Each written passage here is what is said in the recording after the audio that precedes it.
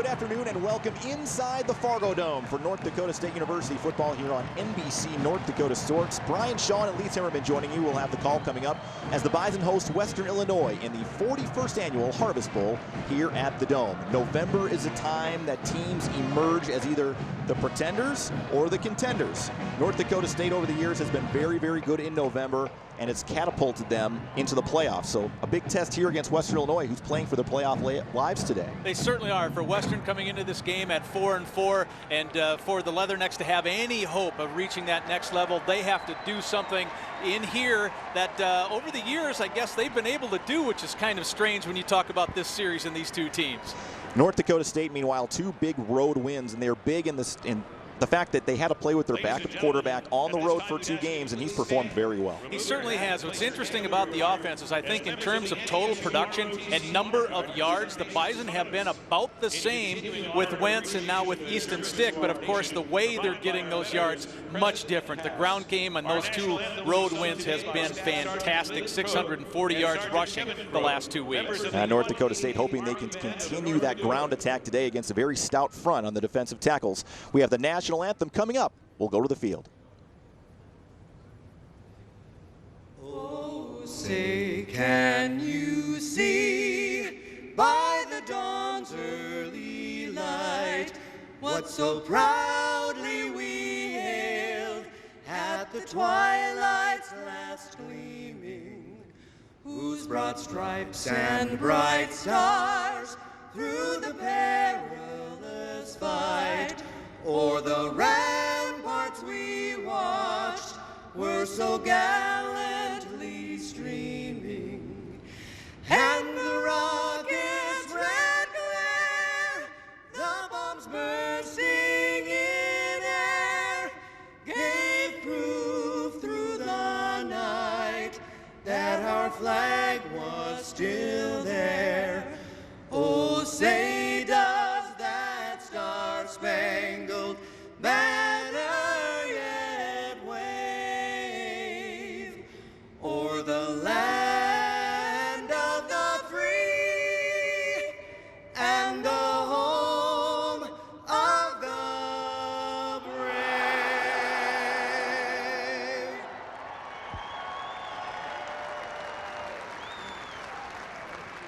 Getting set to roll here with the Harvest Bowl as North Dakota State takes on Western Illinois. And LT, the one thing we talked about defensively with North Dakota State was improving their performance against the run, in particular against the quarterback run. Now, Western Illinois does not have a running quarterback as much as the last 2 guys they faced are. So what is going to be the key today in terms of stopping that big monster running back they have at Western Illinois, Nico Watson? Nico is big, listed at 250, probably bigger than 250, and of course you can't take him down by yourself. But the one thing where he helps you a little bit, he doesn't have that great burst, that outstanding downfield speed. His longest run of the year is 39 yards, but you better get more than one guy there to bring the big man down.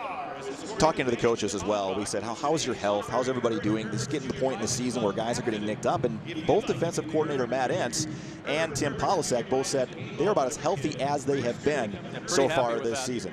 Beth Hool on the sidelines with us today has a PetroServe USA sideline report. Beth. Hey guys, you know, King Frazier had a huge game last week. He had a career game on the road at Southern Illinois. He said he was challenged, and he said he felt that fire inside of him. Well, he needs to harness that again because the Bison are looking to name a #1 guy. Head coach Tim, or rather offensive coordinator, didn't mean to give him a promotion there, Tim Polasek, saying this week that they were careful about saying things like, I'm proud of you, too much, because they want to keep him challenged. They want to keep him hungry and driving for that. It's whether or not he's able to step up and do it a second week in a row that remains to be seen today.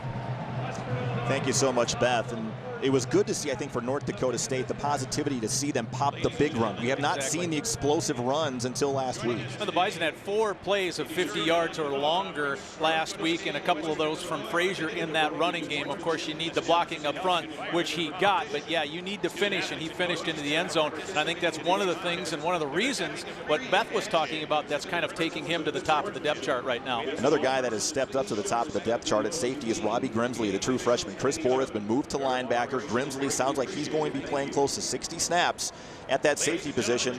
A tough spot for a true freshman, but Grimsley has not really looked like the true freshman he did earlier in the year. No, the biggest thing in terms of that is the communication. He's a part of that communication and making sure that he's on the same page with everyone. But Grimsley, you don't put a true freshman out there without the idea of A, that he can do the job, and then B, you got to let him do it. Grimsley's earned the position. He's in it. He is now the starter at safety, and it is his job. We talked about Nick DeLuca a little bit earlier. 20 tackles last week, and it was kind of funny. We talked to Matt Ince, the defensive coordinator, and I said, well, if he would have kept his head up, he would have had 25 tackles instead of 20 in a joking manner.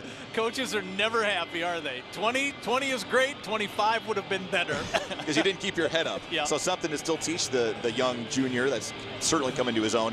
But he did say his linebackers, some of his defensive players, were a little bit more sore this week on Tuesday than normal. That was a physical football game, and it took its toll, I think, on the team last week. That certainly did. Chase Morlock is a kid who probably, because he re-injured that ankle, won't be playing as much. He's obviously on the other side of the ball than with those linebackers. But, yeah, I liked what Mark Ionati said after the people in Southern Illinois and talking to the papers. He said, hey, I've been hit a lot this year, but I am sore. I haven't been hit that hard. So they're doing something right up there in North Dakota, because I was definitely hit harder in the post-game report. Ionati, one of the top players in the FCS in total yards from scrimmage, both offensively, throwing the ball and passing the ball. Time for another Peterson Farm Seed kickoff.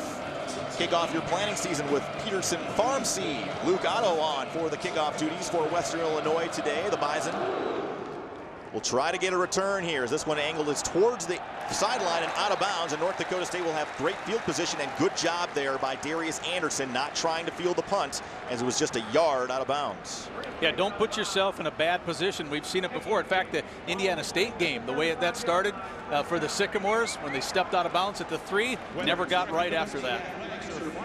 So Easton Stick will make his first career start here at the Fargo Dome. Stick, as you see the Bison wearing the new Harvest Bowl helmets. Green matted finish with the harvest leaf coming down the middle. A lot of folks making a big deal out of that this week, LT. Well, they have never lost in the gold jerseys either, so we were joking with the coaches on the conference call on Thursday. Why are you even coaching this week? New helmet, gold jerseys? There's no way you can lose. Bison 19-0 all time. They didn't buy that argument. And Dimitri Williams getting the start as he's in on the first play today, the true freshman from Rosemont. Bison going to look to run the football, and King Frazier running with purpose, spinning down at the 41, gain of 6. Frazier excitement after that too. You see him bounce up. He's pumped up, and he got good work up front from that offensive line. Here is a look at the NDSU offense. Starting lineup brought to you by Shields. The offensive line, maybe their best game as a unit last week. Stick in the backfield. King Frazier earning that #1 spot, as Beth had said, and of course the two receivers, Erzendowski and Zach Fra. Stick so far, 57% of his passes completed, 3 touchdowns, 2 interceptions through the air. Backside handoff. Darius Anderson through a hole inside Western Illinois territory, down to the 45. Just the 9th carry of the season for Anderson, the senior, transfer from Valley City State, originally from Hawaii.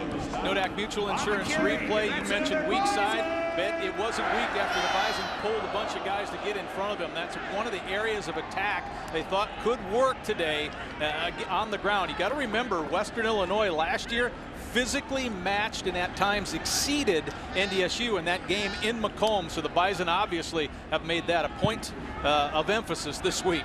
Aaron Diggs, Xavier Rowe, 2 defensive backs coming in on the tackle. Stick will run, following some blocks up the middle. Western Illinois stacking that one up. A late hit coming in there. The whistle had not blown yet. Football came out.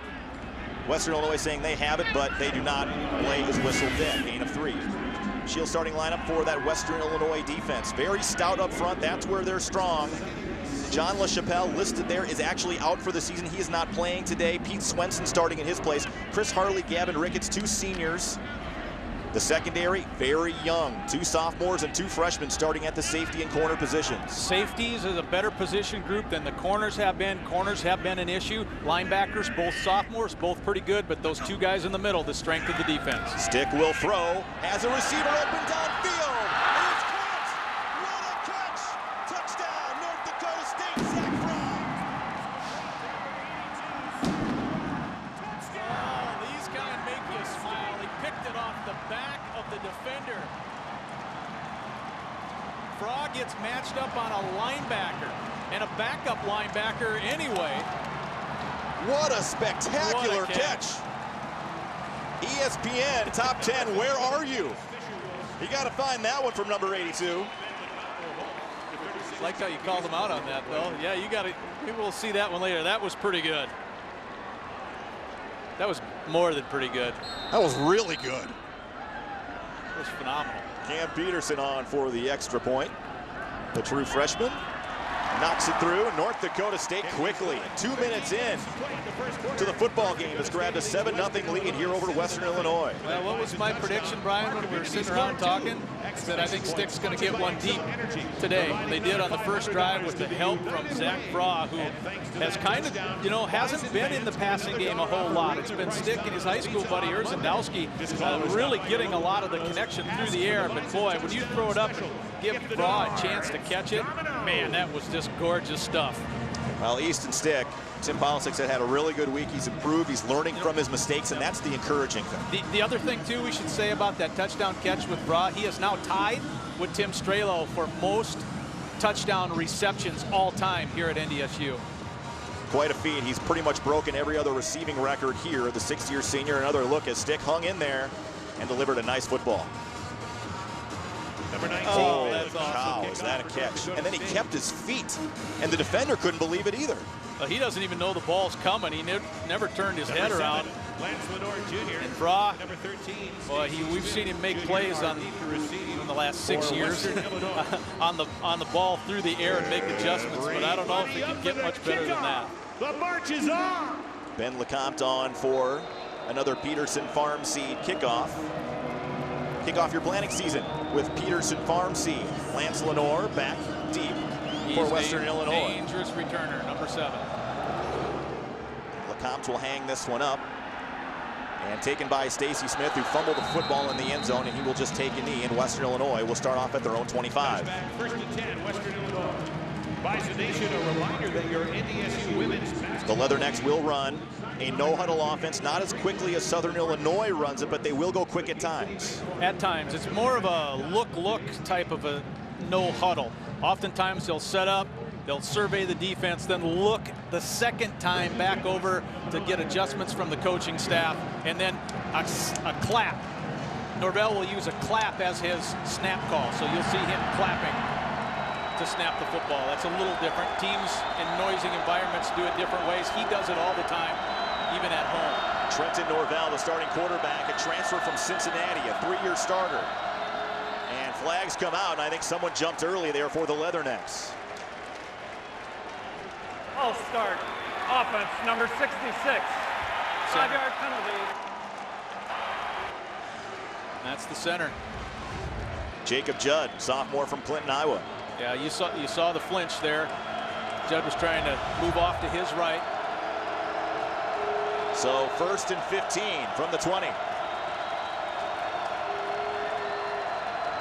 Inside handoff, and Brian Schatz just buried the big man, the big running back, Nico Watson, for a 4-yard loss. Well, off the top, I said you would get with a big guy like Watson, you needed more than one guy. Well, not if you hit him like that. One guy's enough. NDSU defense, starting lineup brought to you by Shields. Front 4 playing healthy once again. MJ Stump maybe played his best game last week. Nick DeLuca, we talked about him. And Robbie Grimsley in the starting lineup, the true freshman, Minnesota Mr. Football at safety. Norvell will flare it out. This one is caught. Stacy Smith gets some yardage back, maybe 4 yards. And 3rd and long coming up for the Leathernecks. We take a look at the Western Illinois offense. Shields starting lineup. We talked about Norvell. Nico Watson, as you see him there, a big running back, 250 pounds.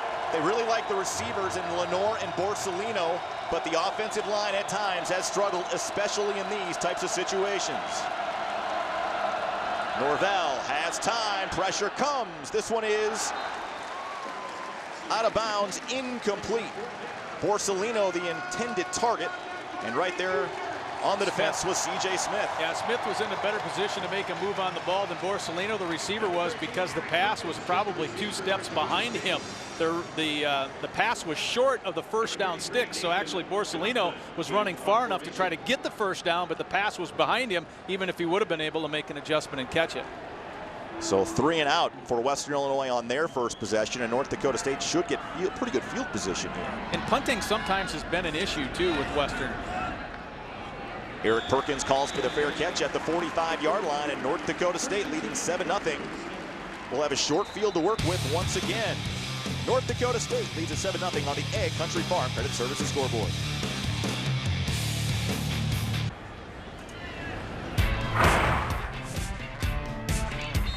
You're watching Bison football in high definition on KBLY and the NBC North Dakota Sports Network. NDSU starting their second drive of the ball game, leading 7-0 as Easton Stick goes back to work, sets up the screen to Frazier, and that one is snuffed out. Nice job defensively by Gavin Ricketts for a loss of 3. Well, you try to fool the defensive line, but not to make that play work. But Ricketts was on top of it right from the snap. His natural flow took him off to the left and right into that pass pattern. Nodak Mutual Insurance replay. Yeah, that's just good work by a veteran defensive tackle. Ricketts, an interesting guy, born in Jamaica. His other favorite sports play, sand volleyball. Can you imagine seeing a 300-pound guy out there playing sand volleyball?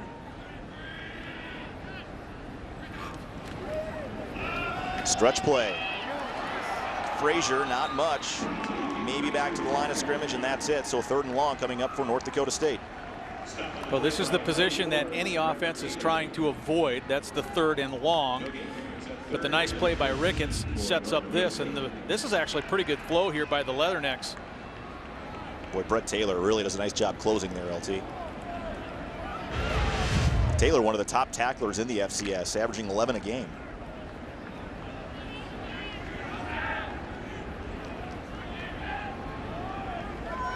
Yeah, they like him a lot. He's a hometown kid, too, from Macomb. Flag comes out as one of the linebackers, Bischoff, looked like he was showing blitz, and I think North Dakota State jumped. Offense, number 46. That's Bonnet. So a 3rd and long, got 3rd and longer here. But if you go back to that first drive and the touchdown pass, the long, deep pass, I think it's something that NDSU probably had to show. As we take a look at the movement, it came off to your right, that's Bonnet. But NDSU has to show something deep downfield just to try to keep that extra player out of the box, knowing that NDSU still wants to run the ball. Stick will throw. Stick looking across the middle for Albers, who had it in his hands for a moment and then dropped it. And for good measure was hit hard by Miles Spearman. Will bring up a punting situation. Boy, Stick tried to feather that into a very tight window, and he almost got it there. Defender using that right arm to make sure that he rips it out of there.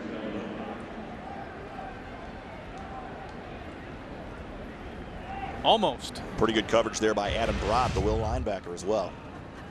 So Ben LeCompte on for his first punt. Nice high, deep punt, driving Lenore back to his own 6-yard line. And Lenore still on his feet, trying to make something out of nothing. He's able to gain about 10 up to the 18-yard line. Western Illinois trailing 7-0 with 10 minutes to go here in the first quarter.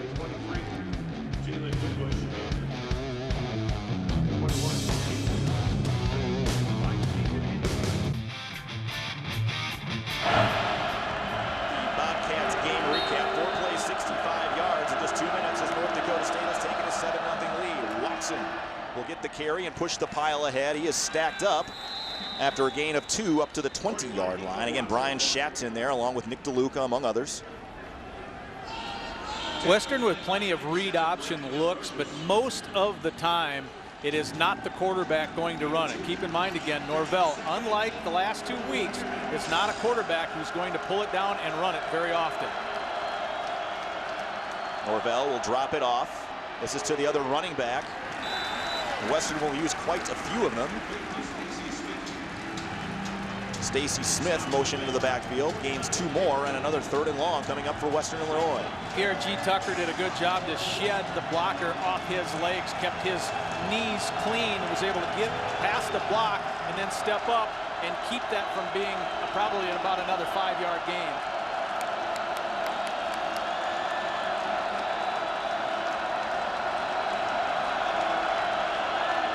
Crowd turning it up a notch. Norvell, four-man rush. Fires in the flat, and this one is caught by Borsellino as he went up to get it. And he has a first down for Western Illinois, all the way to the 32-yard line. And yeah, he was hit hard on the play. Yeah, Joey's still down. Borsellino, he ran just perfectly straight up. He's surveying down the field what kind of defense he's getting. It's a little bit of a zone, sets in between the two corners before Dempsey, the safety, can get there. He picks up the first down. Jordan Champion and C.J. Smith were there for the stop. There's a look at Bob Nielsen. Bob has pretty much won everywhere he's been. And he's had teams 9 different times into the playoffs. Of course, he won the 2 national championships at Minnesota Duluth. So anyone from around here that follows the NSIC, they certainly know what Coach Nielsen's teams have been able to do in the past against the conference. Maybe just the wind knocked out of Borsellino there as he is walking off a little bit gingerly.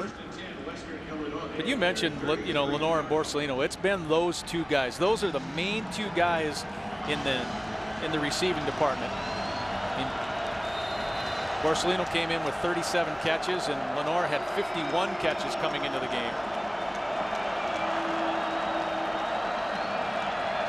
McShane, the running back, will now motion out to the high side of the field, and Norvell in an empty set. What that does, though, is it takes Smith and moves him off of Lenore. And one of the offensive linemen moved as Norvell was barking out signals.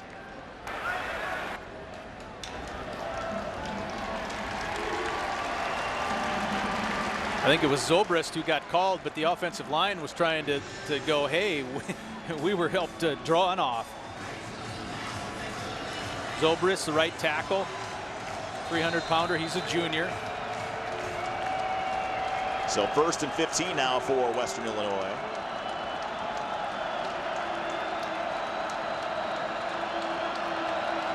Bison showing some pressure here with G. Tucker. And instead, McShane will get the call. McShane, one of those change of pace backs, gets back to the original line of scrimmage up to the 33. You may have saw a flag down there, but it was not thrown. It wasn't picked up from the play previous. So there is no foul on this play. It was there when the snap started.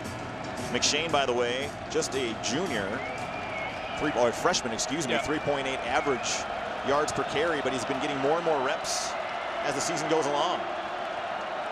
Watson back out there. Norvell will throw. This one's intercepted by G. Tucker. Pierre G. Tucker. Touchdown, North Dakota State.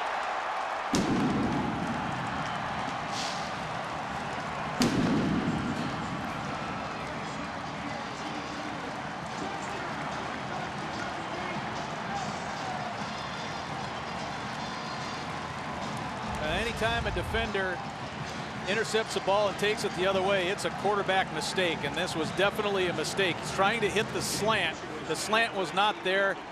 G. Tucker jumps the route, and it's smooth sailing into the end zone. So now the defense with the score, and that is always a good sign if your defense can put points up.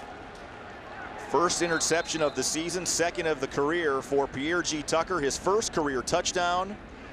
And what a change of momentum there as Western Illinois had just picked up a first down. Peterson has the extra point, and the Bison score on defense and lead it 14-0 on the A Country Farm Credit Services scoreboard.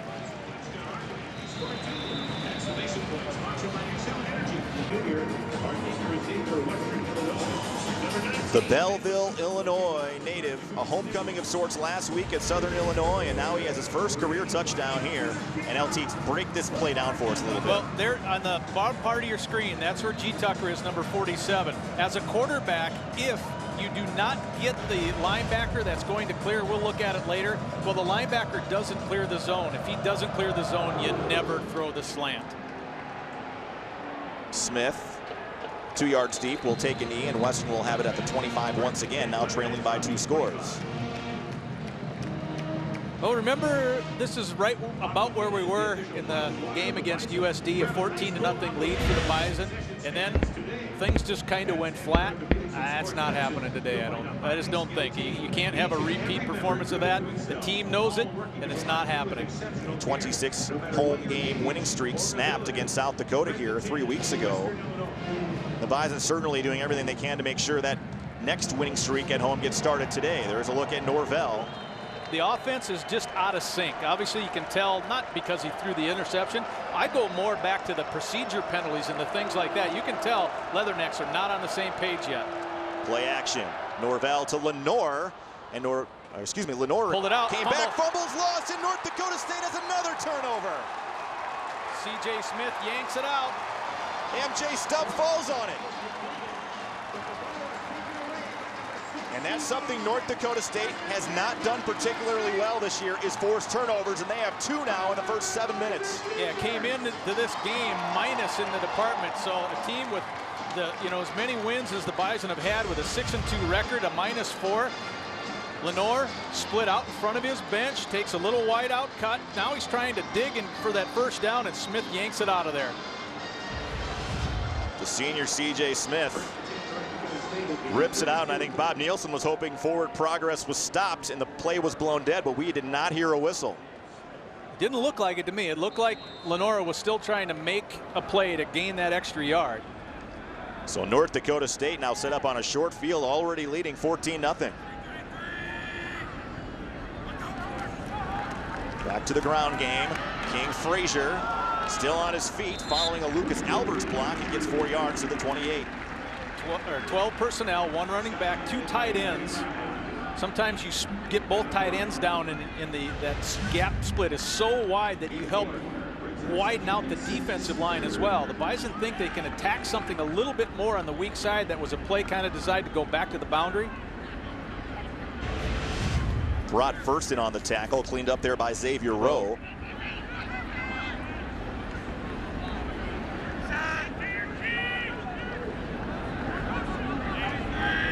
Williams is the motion man to the bottom of your screen.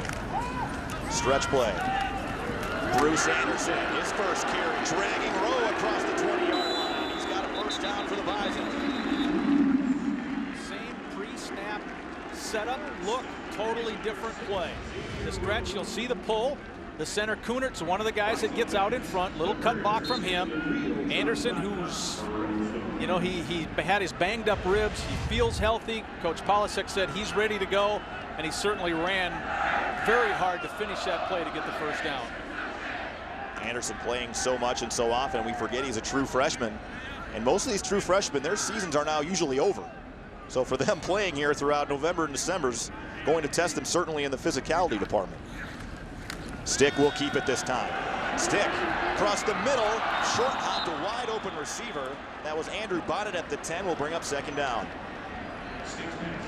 Yeah, the naked bootleg is certainly something that Coach Polasek and Coach Hedberg said was in the game plan today. It was set up. He had plenty of time. Nodak Mutual Insurance replay. Naked means you don't have a lead blocker in front of you. We obviously know Stick can run, so they're not too worried about having to protect him out on the edge. Pass just was too short and too much behind Bonnet.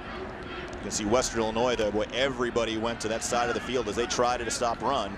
As North Dakota State is in the Superior Inc. red zone, and boy, they've done a nice job in the red zone this year. 73% of the time they get in there, they score touchdowns. Stick will throw high across the middle, and again, this one a little bit overthrown. Yeah, intended for Albers. He had 2 people running. Bra was the other one. Both of them were wide open. He just missed Albers. The pass was sailed too high, but Bra on the left side was right up the hash marks, off the play fake, the zip. Just too high. Nice little pop there though from Taylor. Taylor got a pretty good lick on him, as we see Coach Wentz right now. Unfortunately, he's not out there able to play. Carson licking his chops as he saw that overthrow, as he thinking, I could have hit that guy in the backfield, as North Dakota State sets up here on 3rd and 10. Stick will run it. Stick gains 5 up to the 15. Another nice tackle on the play. Back up defensive lineman Kalen Saunders made the stick for the stop, and that will bring up a field goal situation. Saunders and Taylor. Actually, I thought initially, Brian, they were able to get that first down, but couldn't quite get to it. This game brought to you in high definition by Parents Lead. Have conversations with your children that matter. Log on to parentslead.org for more information. That's because Stick wasn't hit until he got that 5 yards ahead. I thought if he could make one move, he might have been able to get to it. Peterson from 32 missed both attempts last week. This one is up, and this one is good. Cam Peterson tacks on to the lead. 32-yard field goal, and North Dakota State leads at 17-0 with 5:26 to go in the first quarter.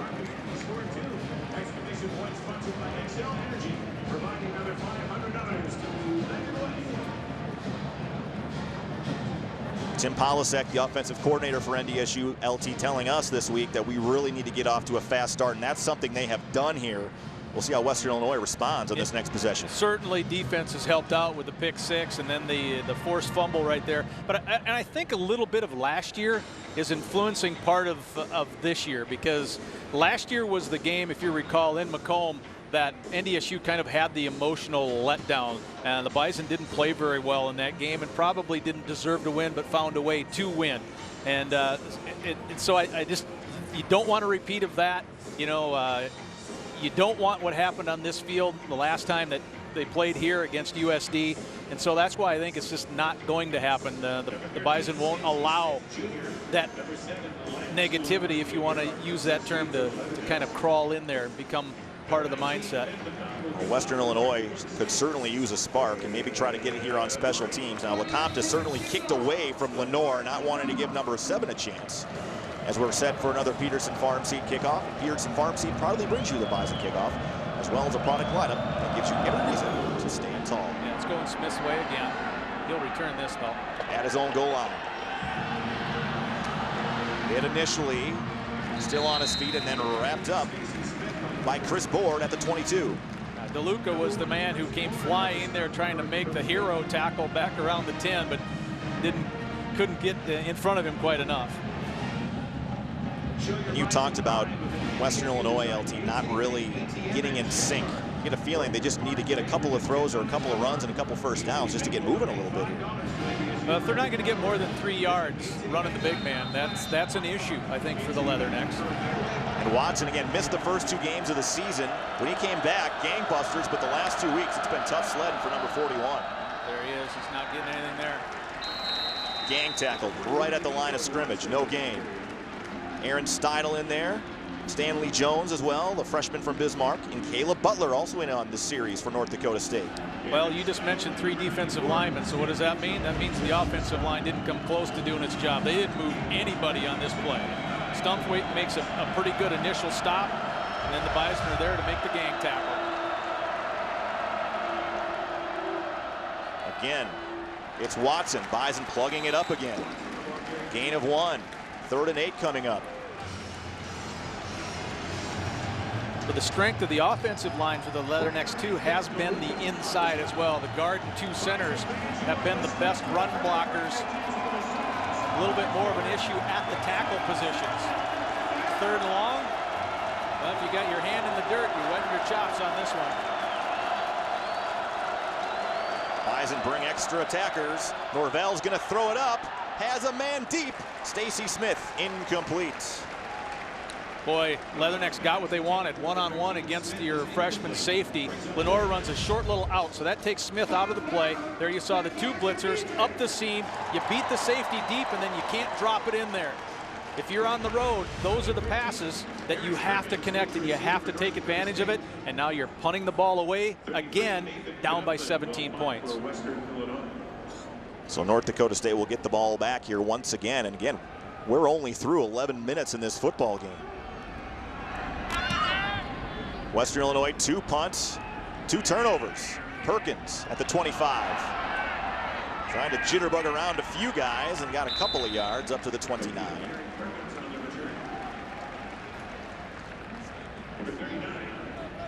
Let's take a look at our North Dakota Soybean Council trivia question. What percentage of the North Dakota population is employed by agriculture? That's a fitting question for the Harvest Bowl. Exactly. What is not as much as 50 years ago? I tell you, farming as it exists now is so different. It's foreign to anything. I grew up on a farm, and it's nothing at all now. It's so much bigger. What I'm impressed with, LT, is you didn't answer the question with another question, which is what you usually do. You usually want more details. Well, this is, in terms of the Leathernecks, the best position they've put the Bison in so far to start a drive.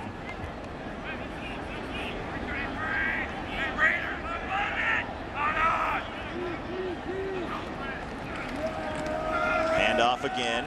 Not much this time, although pretty good second effort there by Frazier as he runs hard up to the 31, but the Leathernecks turn him back. One of those guys in on the stop, back up defensive back Louis Sharp. I think we're seeing here out of Frazier a little bit of that. He seems like he's got an extra watt at the end of these particular runs. This doesn't gain much yardage on the Nodak Mutual Insurance replay, but he's not giving up on it. The Bison coaches and the Bison teammates have been working on basically his psyche, you know, to convince him that you're the man, you're the #1 guy, go prove it. Aaron Diggs also in on that tackle as he stood him up. Stick will take off, and he's got room to the outside. You see the wheels of Easton Stick in his nimble feet, and he almost broke another big one, but he does have enough for a first down up to the 46. Now, perfect read on the read option. This is the type of offense that Stick ran in high school. You see him put it in the belly. You look at the end spills down. You run it to the wide side, and if he's not tripped up, he's gaining about another 20 yards. Yeah, David Griffith, the touchdown-saving tackle perhaps there on Stick, who's been over 100 yards in each of his first 2 starts.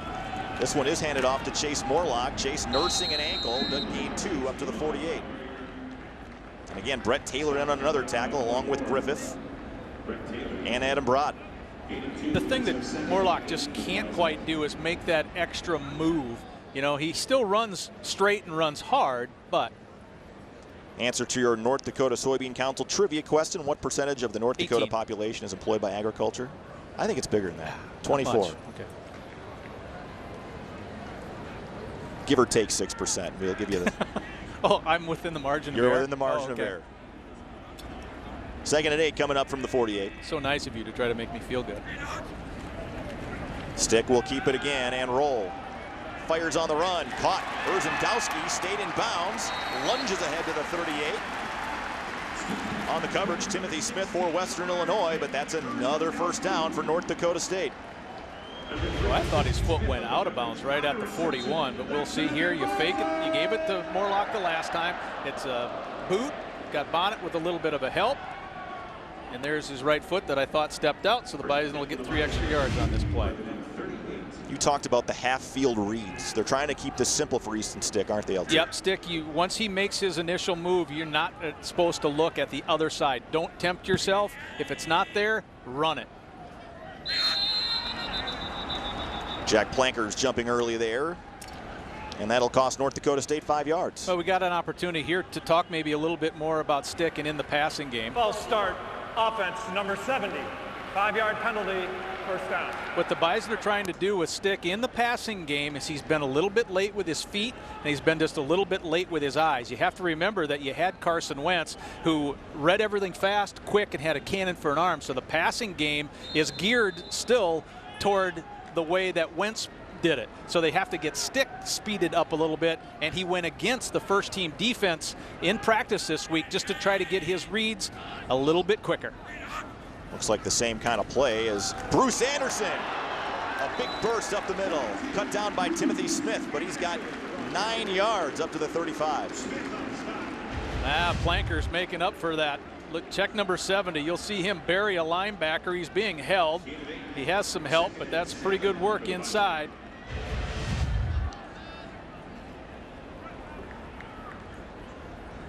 Smith has an older brother actually on the team. The man that made the tackle there for Western Illinois has another brother playing college basketball at a smaller school.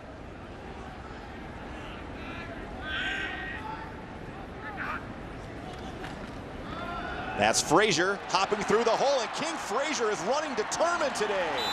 Carrying tacklers all the way to the 21. Well, you may notice that how there's a tilt nose. The Leathernecks play it similar to what the Bison do, tilt nose. Well, that helps you dictate which way you're going to block it. So that nose kind of blows out through the A-gap. The A-gap right behind him is open. Lead through it. Another first down. Not this time as Western Illinois stacks him up.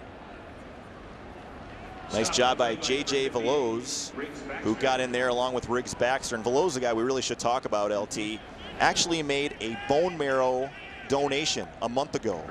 A young child was diagnosed with an issue, number 93, see him running off there, Veloz, and found a match. And he helped spearhead kind of that movement, not only within the team, but kind of within the town of Macomb, too. And he said, yeah, pick me. NDSU back in the Superior Inc. red zone once again. 2nd and 9 when we come back We're through one at the Fargo Dome, and the home team has taken control, leading 17-0.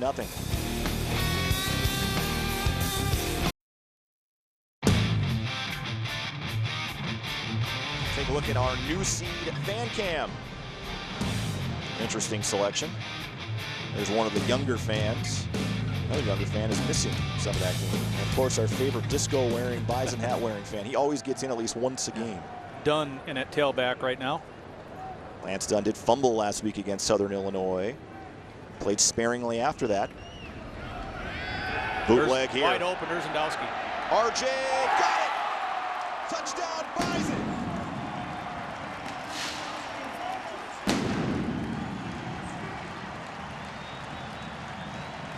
Boy, the safeties, neither safety went to the deep middle, and Urzendowski just waltzed right between them, split it wide open. That was about as easy as it can get for quarterback and receiver.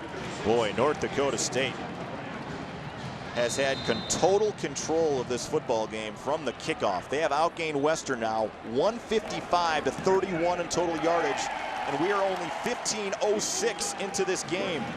The home team controlling things, up 24-0 on the Ag Country Farm Credit Services scoreboard. As Stick finds Urzendowski, his former high school teammate, for 6.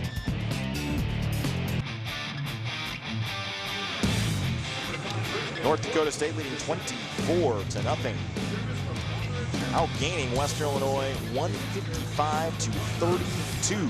It's time for another Peterson Farm Seed kickoff. Peterson Farm Seed proudly brings you the Bison kickoff as well as a product lineup. We'll give you every reason to stand tall.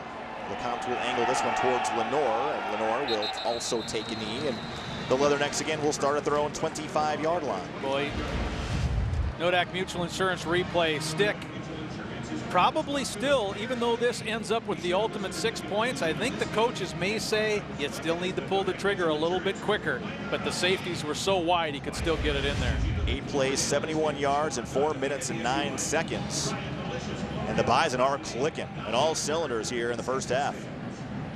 Trent Norvell not clicking as much. No, 4 good. of 7, 25 yards and an interception today.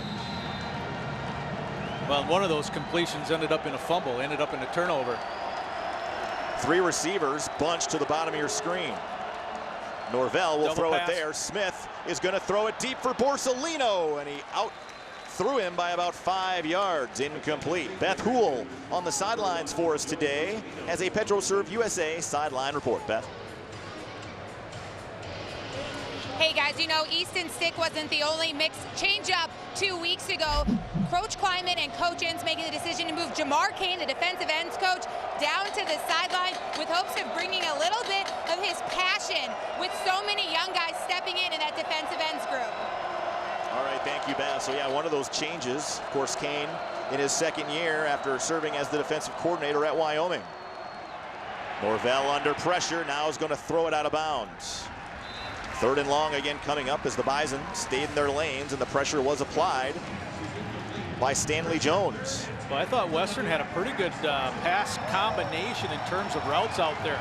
There's an X on the near side, a deep cross, a short curl, and then a deep out, and nothing was open on that play. So obviously the Bison's defense did a really good job. The most impressive part of that was the linebacker stump that was on the deep cross. That wasn't there.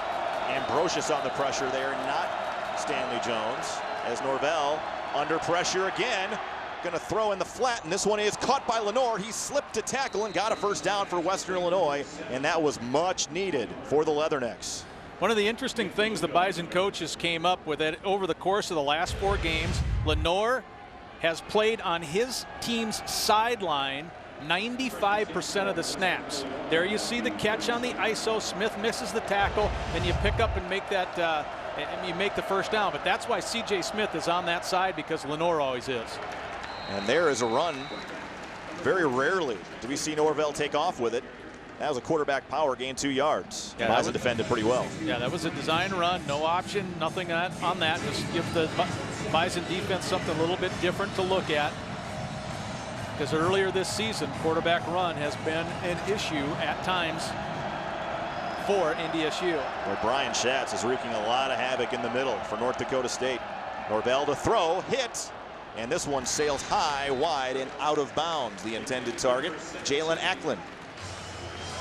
Well, one of the reasons that was maybe high and wide, this champion was on a man-to-man, but both, again, the blitz, the tackle and the end went on an inside rush. You brought a double blitz from the outside. Norvell had to get rid of it a little bit quicker than he wanted to, and it sailed on him. Bison really bringing the pressure. NDSU going to try to get off the field here as Western Illinois just converted a big third down a moment ago. Bison showing some pressure. Here's what you call that look. Initial look to the sideline, get the play, make your checks deep into the play clock. Norvell gets it off. Under pressure, hit, ball is loose. That's a fumble, but Leatherneck's got it back. And boy, the pocket just collapsed there on Norvell as he tried to escape and was hit. Ball recovered by Western Illinois. Still a punting situation. Coach Enstis is dialing it up. Nodak Mutual Insurance replay. Right now is when the quarterback wants it out. Then he was hit on the backside. I think that was Butler, wasn't it? Hanging on him, and then the ball came out, and the Leathernecks covered it up. Caleb Butler, a young man that really did not see a lot of action early in the season, but the last couple of games, LT, getting more and more reps. Another punting situation. Whoa, this is a shame. This has been part of the issue on the punt game. And Perkins will let it bounce, and Western does get a good bounce as it will trickle inside the 20 down to the 15-yard line before it is down. North Dakota State will be backed up as the Leathernecks get a bit of a break, but it's still 24-0 as we head to break. And the new helmet's working out pretty well so far here at the Fargo Dome.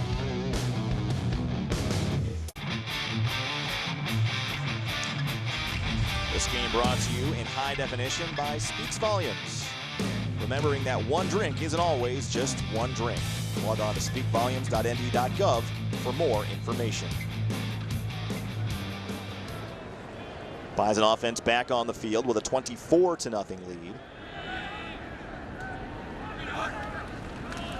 Jet sweep goes to Darius Shepard.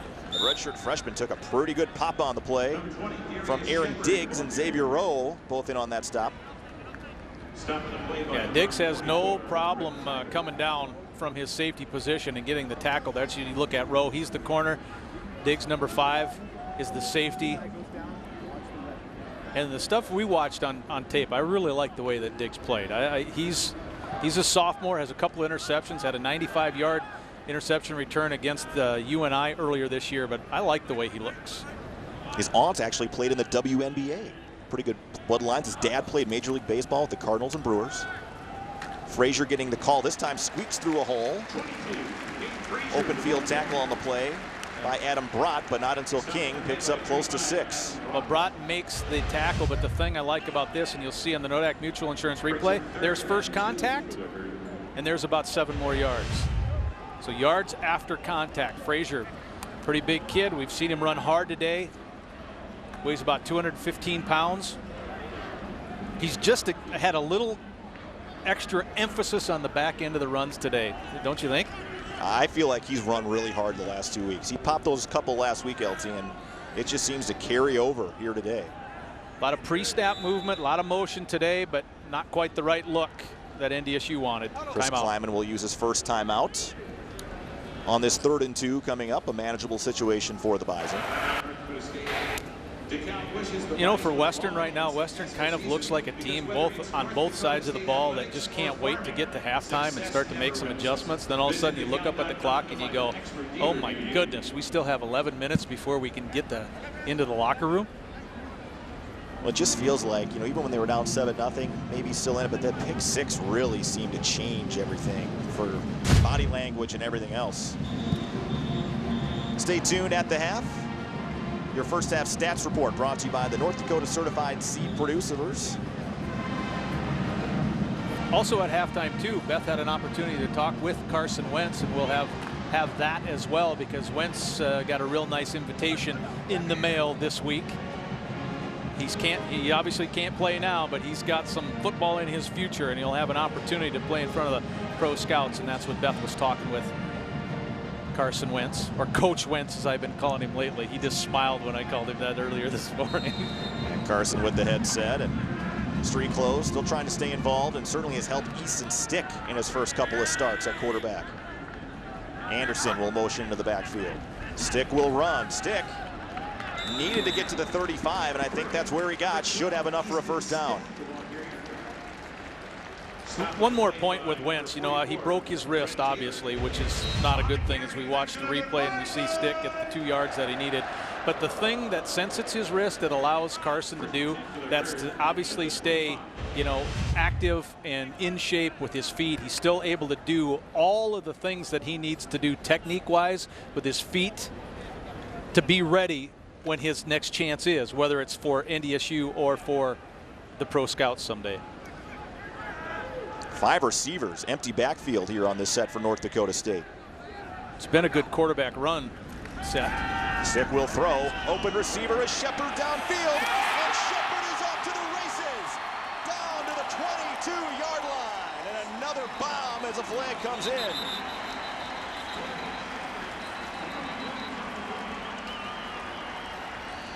Well, you got Shepard ISO'd up on a one-on-one on the strong safety who tried to jam him. Nice little move at the line of scrimmage, and a fairly easy throw deep down. 2 flags actually on the field, one all the way back at the 27-yard line and then another at the 25. Number 10 was covered. Okay. The first down.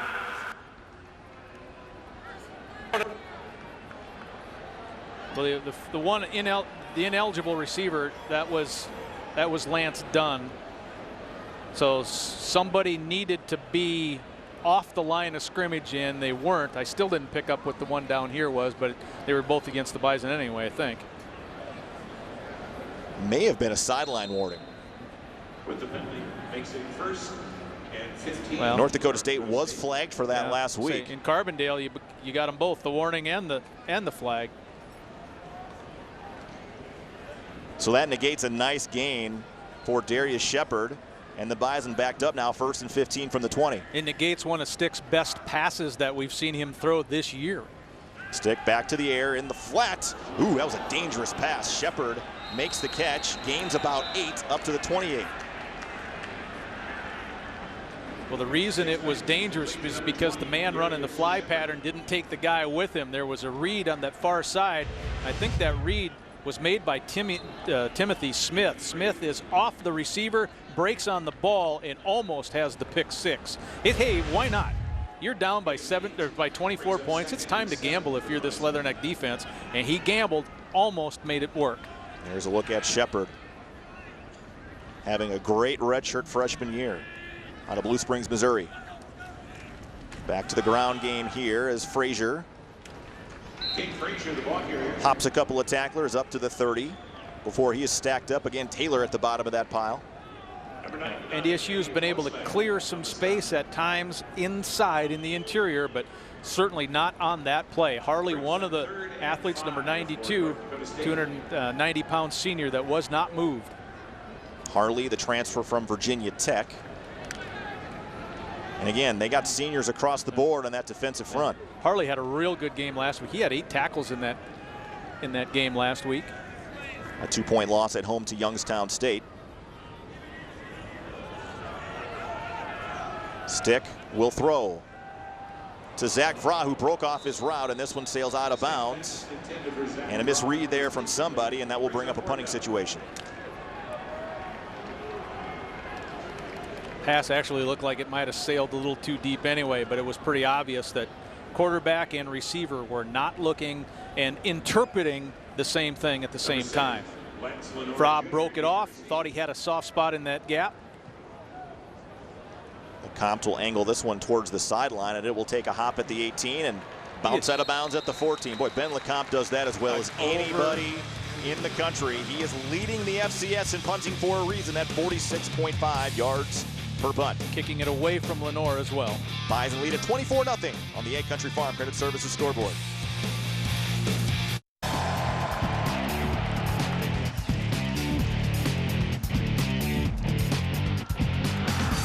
North Dakota State came out fired up. Got the touchdown catch from Vra, spectacular catch. G. Tucker with a pick 6. Turnover by C.J. Smith. Urzendowski with another touchdown catch. And the Bison have racked up 175 yards here in the first half and lead at 24-0. To only 42 yards of for the Leathernecks. Jet sweep to McShane. Boy, that thing is strung out by the Bison.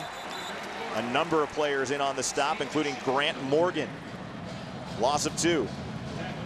Well, at first look, I didn't know if Morgan got his hand high enough to get a little bit of that face mask, but he obviously didn't. Greg Menard played 50 snaps last week despite playing with an injured groin. Much healthier this week as Norvell has time, drops it off to McShane. MJ Stump comes from the backside to make a stop after a gain of 6. Pretty well executed play, I thought, by the Leathernecks that time. NDSU doing a lot of things up front with a lot of crosses in terms of the tight end and the tackle. Stump, as you mentioned, Brian, had to come from behind. He stayed until he saw where the pass was completed, didn't want to vacate his zone, and then caught up to the play to make it 3rd and fairly long. 3rd and 6 at the 19. Norvell looking deep. He has a receiver, but again, overthrows Stacy Smith, the Bison, with Jordan Champion and Robbie Grimsley back there in coverage, and another punting situation coming up for the Leathernecks. Well, I thought Norvell made the right read on the play if he was going to throw the ball deep, because the Bison, with a lot of pre-snap movement, took Grimsley and put him into the position where he was the one safety, deep safety, so that opens up the outside edge. He had the right play called, but even when it left his hand, it still didn't seem like it had an opportunity to drop in there to make it a completion. So Western Illinois in another punting situation. This one, kind of a short wobbler. Perkins will call for the fair catch with Leathernecks surrounding him at the 47-yard line. Well, you know you want to catch it after the last one was bouncing away. Stay tuned. We'll have the American Family Insurance hit of the game coming up for you afterwards. We've already got a few candidates out there, so stay tuned for that at the end of today's game between the Leathernecks and Bison. MJ Stump, I believe, had that last week in Carbondale, didn't he? Boy, he really had a hit last week. Made it easy on us to pick that one. So North Dakota State now on a short field again. And the Bison have been in pretty good field position all half long, LT. But they're certainly in a position where you're thinking points again right here. Another lot of shift trade motion. Different looks, move that defense. Stick to the ground game. Frazier has gotten a majority of the work here in the first half, and he plunges ahead for 3. Brett Taylor on the tackle, kind of sidestepped Jedry Sear, who was one of the lead blockers, and got around the waist of the runner. Taylor, his 6th tackle already today, and we talked about him, just a sophomore, 11th in the country in tackles. He's had some big games. I think against SIU was his biggest. If I remember right, he had 17 tackles in that game, so he was all over the field against Southern, just like DeLuca was against Southern last week. Same pre-snap movement motion from NDSU. This time the jet sweep given to Dimitri Williams, and Williams showing off that speed. He's got a first down up to the 40, the true freshman from Rosemont High School. Boy, Taylor had to hustle to get there. I thought this play at first was going to break a little bit bigger than that. The jet sweep, you wait for, it just strings everything out. You wait for that seam to open up, then you want to pop through it. Well, Williams got through it and he got the first down, but Taylor kept it from being really big. Take a look at the Nodak Mutual Insurance replay. See, 44 scrubs off and then just gets on his horse. It's a good thing he did, LT, or Williams may have had 15, 20 more yards on that play. Yeah, and if you can beat the safety one-on-one, that one would have been a touchdown. So, again, a nice play by Taylor. Stick on the play action. Has room in front, going downfield for Williams. And he could not come up with it. Just off his fingertips and out of bounds. Beth Houle has a Missouri Valley Conference scoreboard update. Beth? Hey guys, that's right. South Dakota State leading Illinois State 13-7 at half. A home game for them. That was a score just updated here in the Fargo Dome. They got a big round of applause from Bison fans. Rare do the Jacks get an applause here in the Fargo Dome, but today that is a big game. Again, Illinois State on top of the league, the only undefeated team left in the Missouri Valley. Yeah, that's the key game, and then I think the Indiana State at UNI game too, because one of those teams is going to knock the other one out of the playoff picture. Shepard using some blocks. Boy, nice open field tackle again by Taylor after a gain of 2. Boy, again, that play on the jet and the stretch. It looks like it's going to. King Frazier actually had a pretty good lead block, but Taylor going side to side about as well as a player can on those last couple of jet motion looks. Here's 22, Frazier with a good block, but Taylor just did not allow the running back to get to the second level to make that move. Taylor, the National Defensive Player of the Week for his performance against Southern Illinois. 5 receivers out in the formation this time for the Bison. Again, he's a hometown favorite too from Macomb. Stick under pressure is going to take off. He's got room to the outside. Easton Stick down to the 20 and the 18-yard line. And you saw the quick feet of the redshirt freshman from Creighton Prep in Omaha. If you're going to blitz, you better get the quarterback, because Stick will make you pay if you miss him. Nodak Mutual Insurance. Here comes the blitz right up the middle. He sidesteps that. There's no chance that a guy in the 50s and the 80s is going to catch him on the outside of the edge, and Stick has really good speed. Got to the perimeter so well last week. He's there again this week and picks up the first down. Yeah, tough asking Kalen Saunders to chase Easton Stick at 300 pounds. Finally pushed him out of bounds at the 18 as the Bison are back in the Superior Inc. red zone once again.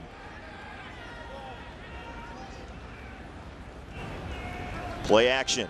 Bootleg for Stick. Fires to the end zone. This one is off the hands of Zach Fry.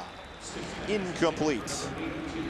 Yeah, Stick just ran out of room through the air to try to make that a completion. The ball just goes a little bit too far. Vra, as we have seen over the years, is about as good as it comes at this level of making the catch and getting his foot down, but he couldn't get the catch, and he wouldn't have got his foot down anyway, I don't think. The safety, Aaron Diggs, in on that coverage. The one thing the rollout does, or the boot action does, is it certainly gives the receivers a little bit longer to sell that route, but that time, a little bit too much time. Stick probably could have got about 5 or 8 yards if he ran it. Stick will dump it off inside. He has a blocker. That's Frazier. Steps out of one tackle. Frazier inside the 10, down to the 4. And a first and goal coming up for North Dakota State after a gain of 12. Well, I thought Frazier did a really good job here, Brian, of being patient after he made the catch. He waited for the big man to make the block. He's like, okay, there's 2 guys there. You get one, I'll make the other one miss. And that's exactly what happened. There's the one block. He steps through the other one. That's Coonard out there making that block, and then finishes it off inside the 10, down to the 5 for the first down. Nice job there by Frazier to stay patient. He looks like a different running back these last 2 weeks, LT. Yeah, that man, he was, but he wasn't on the team at the beginning of the season. Play action for Stick. Wide open. Bonnet in the corner. Touchdown.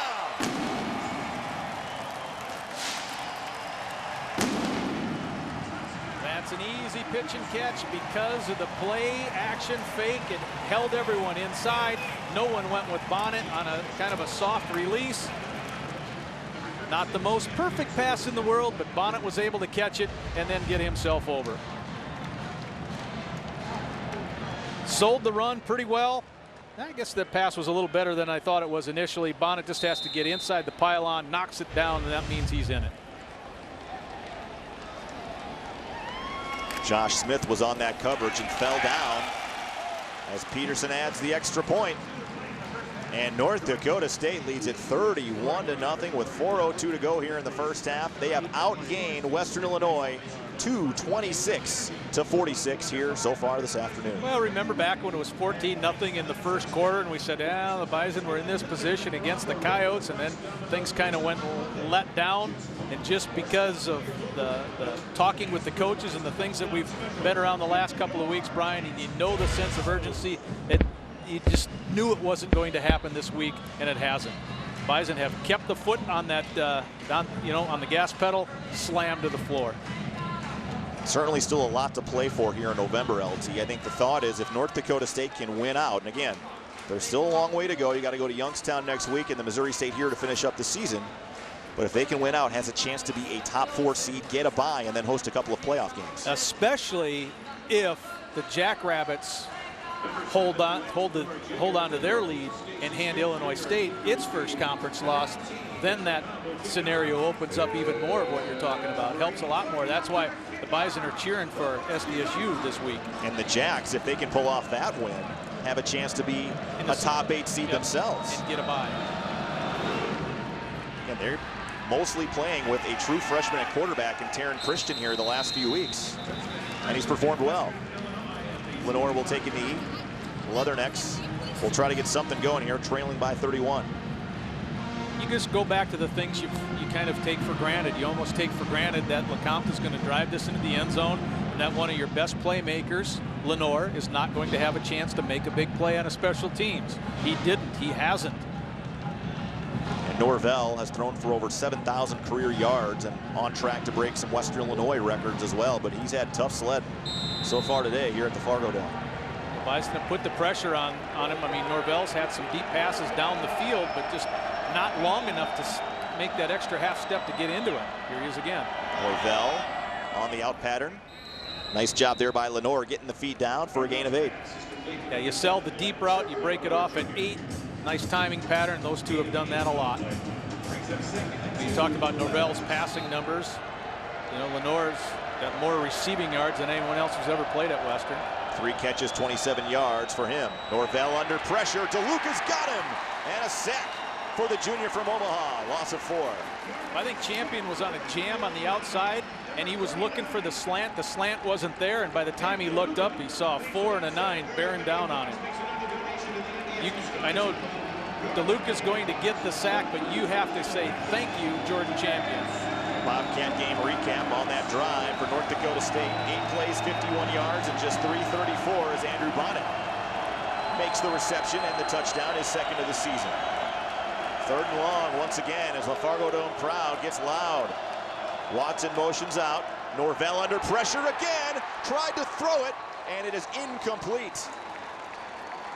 And the Bison defensive line is having their way here in the first half. Well, I think Norvell actually got the look he wanted because by putting the running back in motion, Grimsley has to go to single high safety. You have a one-on-one with Smith against Lenoir, but he's got no chance to get this ball off.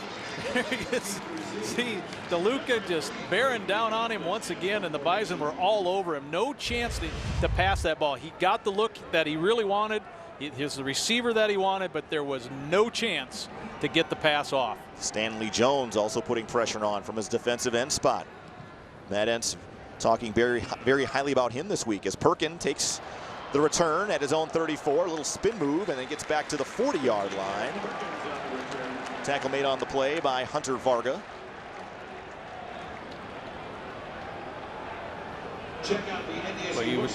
Just the way it's gone for NDSU, you're taking over near midfield again. You're at the 40, 60 yards away. You have 2 timeouts, 3 minutes left. You would expect more points if you're NDSU right here. Yeah, coming into this game, LT, I don't think we anticipated it would be this type of margin at this point in the game. I mean, Western Illinois came in at 3-2. Has been very difficult. And as again, LT mentioned earlier in this quarter, stay tuned at the half. Beth Houle will have a chat with Carson Wentz coming up on the Proceed Halftime Report, talking about his recent invitation to a certain bowl game. As Bruce Anderson gets the carry, hops through the hole for 4 yards up to the 44. The Bison running left, trying to get something behind Joe Haig, and we should maybe mention one of the things Joe Haig got this week. How special is it for an offensive lineman to be included into the Offensive Player of the Year watch list? That does not happen very often, so that's how impressive Haig has been this year. And everything that Haig has gotten, he has earned. Yep. And this guy came in as a walk-on at 230 pounds, put on about 50 pounds, started as a redshirt freshman at tackle. Jeremy Kelly leading the way for Anderson, and Bruce Anderson down on his feet to the 45, 43-yard line. And the Bison continue to move the chains and pile up the yards on the ground. Now over 140 yards rushing in the first half. Well, the ground is where it's been done. Here's Kelly with the pull. Jedry Sears out in front of him. He's already flipped a guy. You don't see that. Kelly throws his body in there. You also see David Griffith throwing his body at the runner. In this case, Anderson, but not before another first down. How many is that? Is that what you're looking for? Anderson 3 carries, 20 yards now in the afternoon. I mean, how many first downs is NDSU up to? 12. False start, offense, number 5. That was Andrew Bonnet jumping early, lined up at tight end. We'll back up the Bison to the 48. Yeah, 12 first downs in the first half. You know you're rolling some people when that happens.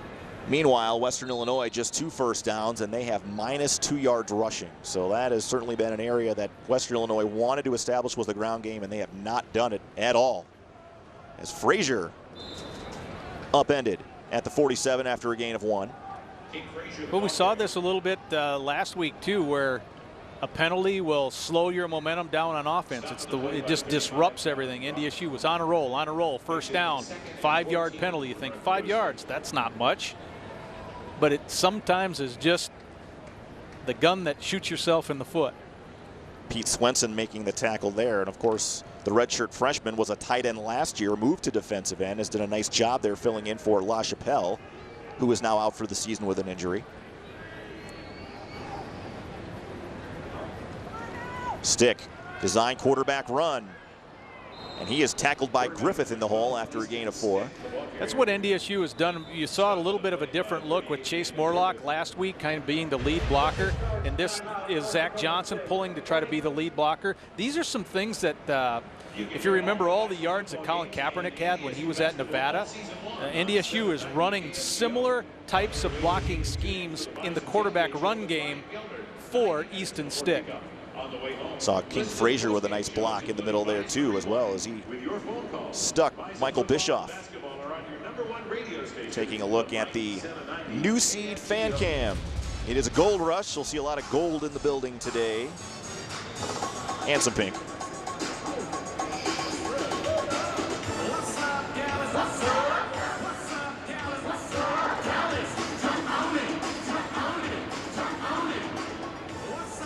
I don't know, it's not that boring of a game. Beth Hool on the sidelines for us. Has a PetroServe USA sideline report, Beth. Hey guys, you know I like to sometimes keep an eye on what's going on Twitter during the game, see if there's anything interesting buzzing. Well, right now, ESPN talking about Zach Frost's touchdown catch there to open up the football game. Go ahead and check out Twitter, guys, and give that a retweet. An exciting one. They're calling it maybe the best catch of the day already. Tough to top it, I'll tell you that. Holy smokes. Well, just a few seconds after it happened, you were saying, all right, ESPN, oh, wide Stick. open. All he's got to do is hit him. Touchdown. Wow. Fake quarterback draw, drop back, and dropped it right in to Darius Shepard for a touchdown. Well, that goes back a little bit to film study, because you know that Western saw all those yards that Stick was able to get off the edge running the ball. He pops behind the protection. Safeties are torched, absolutely torched, as bad as you can get on a play. Shepard was open 15 to 20 yards deep. Well designed by North Dakota State and executed. Peterson, extra point, boom through, and this has been an annihilation here in the first half. There's no other way to say it. Yeah, you don't. They're beating up Western in about every conceivable way.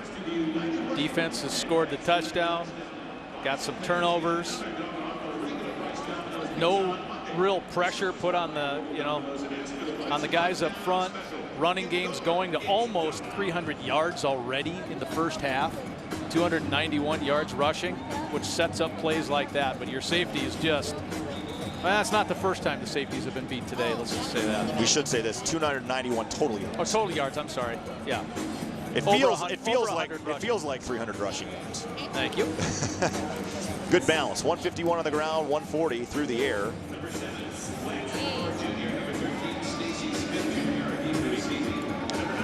Talk about momentum, 2 LT, as you get towards the end of the season, and we've kind of seen that incline since the South Dakota game. Pretty good game against Indiana State, better game last week against Southern Illinois, and here today the Bison clicking on all cylinders on both sides. Well, the Bison gave their margin, when you're looking at the playoffs, the big picture, they gave that away here the last time they played against USD. So they know they can't afford another one like that. Lenore in stride, takes the kickoff, and Lenore stopped in his tracks. Bison covered up pretty well. taken down at the 24-yard line. See Levi Jordheim in on special teams. Dan Marlette getting some time in at special teams as well. The freshman from Sioux Falls at the bottom of that pile. Show your Bison pride with an NDSU design Gate City Bank ATM. 39 seconds left until halftime. Stay tuned for the Pro Seed halftime report. Chris Berg, Alex Egan back at the studio. We'll have an update on stats and scores from around the Valley. And of course that interview with Carson Wentz talking about an invite to the Senior Bowl. Stacy Smith will motion out. Smith will make the catch at the 20, up to the 30, and he takes a hit. Maybe a candidate for hit of the game up at the 33. MJ Stump, the guy who got the hit of the game last week, comes in, hits Smith here. Simple, well-designed, just a simple little play. Throw it out to the wide. Maybe you'll get a block or two, but you got 9 yards on it. Inside handoff for a first down. That will stop the clock momentarily up to the 36-yard line. The Bison, of course, in a nickel package as well, not wanting to allow anything deep. So the 2 deep safeties, you're seeing Grimsley back deep. Stacy Smith getting the carry there, and Smith will make the catch this time up to the 40, and Smith, the redshirt freshman at 160 pounds, hit hard again, but again picks up 10 yards. Well, there's a guy who took himself out with a hit last week, I think, that came up and did that. That's Trey Dempsey that was coming in. He got a little concussed on an actual tackle he was making last week. And a timeout taken by Western. And Smith, again, just 160 pounds as a redshirt freshman, as a relative, April Sykes, that plays for the LA Sparks in the WNBA. You might have heard that name before. Here's a look at Coach Nielsen. It's his 3rd year at Western. Kind of worked his way up in Wisconsin, at coaching at Ripon, and then he coached for Wartburg and then Eau Claire before going to Duluth, I believe, is his coaching tree. Was also athletic director at Minnesota Duluth, as well as head football coach. So maybe brings that aspect to it, LT, of knowing how to do more with less. Not always an easy thing for coaches to adjust to at this level, but certainly he's quickly turned things around at Western Illinois despite what the scoreboard says today. Yeah, no matter what's going on in this game today, he has certainly made great strides in a short amount of time for the Leathernecks. 5 seconds left until half, and the Bison have about 4 guys 30 yards back or more. We haven't talked about it, but Trey Dempsey is playing today after getting knocked out of the game with a concussion. Yeah, he just made that last hit as well. Bison bringing pressure on Norvell, who will drop it off across the middle to Lenore, and Lenore to the 30, and Lenore will head out of bounds as time expires in the first half, and that will do it. North Dakota State, a dominating first half. 38-0 is the lead. Beth will catch up with Chris Kleiman, the head coach at North Dakota State.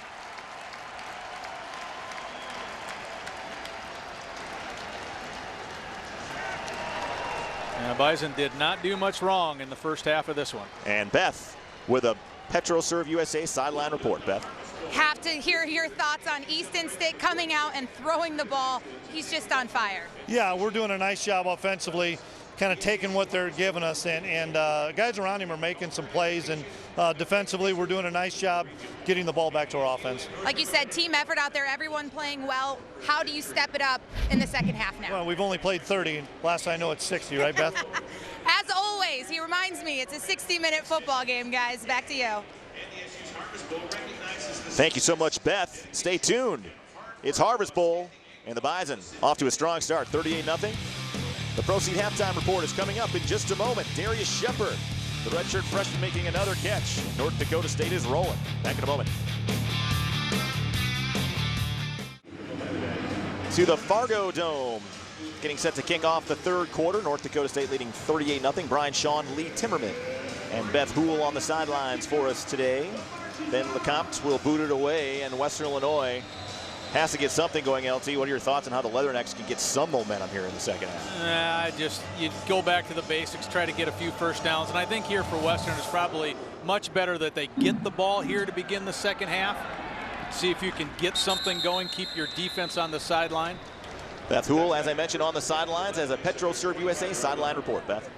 Obviously a tough first half for Western Illinois. I tried to catch up with head coach Bob Nielsen after halftime. He wasn't really interested in it. When I said, ask for anything he might have said at halftime, he said, you just got to play better.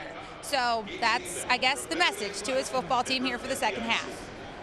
Beth, thank you. And there's a look at Coach Nielsen. Well, Bob, the good thing is you can't play worse. You have to play better than the way they played in the first half. Trenton Norvell struggling in that first half, 10 of 17 for 99 yards and an interception. But only 1 rushing yard. That's the big thing. Norvell will swing it out here, and that ball is dropped by Borsellino. So the second half doesn't start any better than the first half ended. No, you assume this is about one of the most simple plays you have. You just pitch it out to Borsellino. He catches it, has 2 wide receivers in front of him to try to pick a block, and if you can sidestep one guy, you shoot up the sideline and make a potential big play. But you forgot the first part of that equation, and that's catch the ball.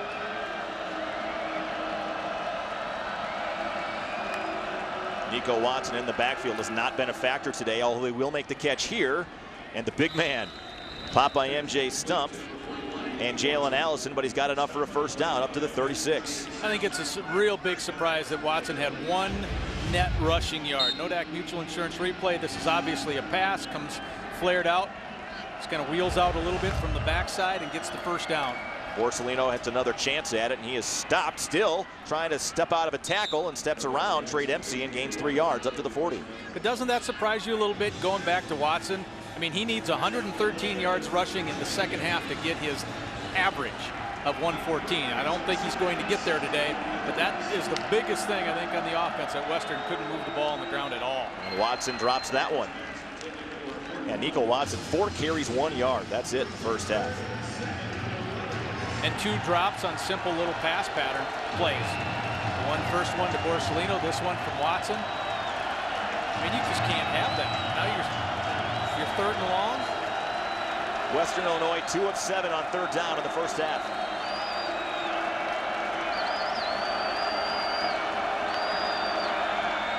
Four-man rush. Norvell stepping around a couple guys, and this one is almost intercepted by Jordan Champion. Borsellino, the intended target. Boy, it seemed like Norvell wanted to bring that play further to the outside, but Schatz wouldn't let him. He kind of sealed off the potential boot, made Norvell step up. That made his timing off just a little bit, so he released the ball later than he probably wanted to. So another punting situation here for the Leathernecks. Pretty good defensive series for NDSU to open up this half. Low snap, best punt of the day by far for Western Illinois, as Perkins will backpedal to the 13, make the fair catch there, and that's where North Dakota State will have it for their first possession of the second half. Well, the Bison went big play through the air and was able to connect a bunch in that first half. Here in the second half, the MO has always been to kind of try and grind it out and wear down the defense.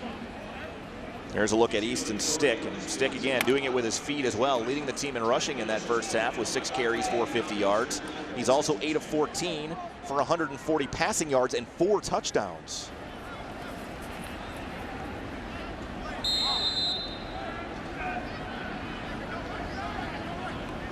But Connor Wentz will shift over. You see when Wentz shifted, how many white jerseys had to shift as well? That's why the Bison do that pre-snap movement. Power play up the middle. That's Frazier.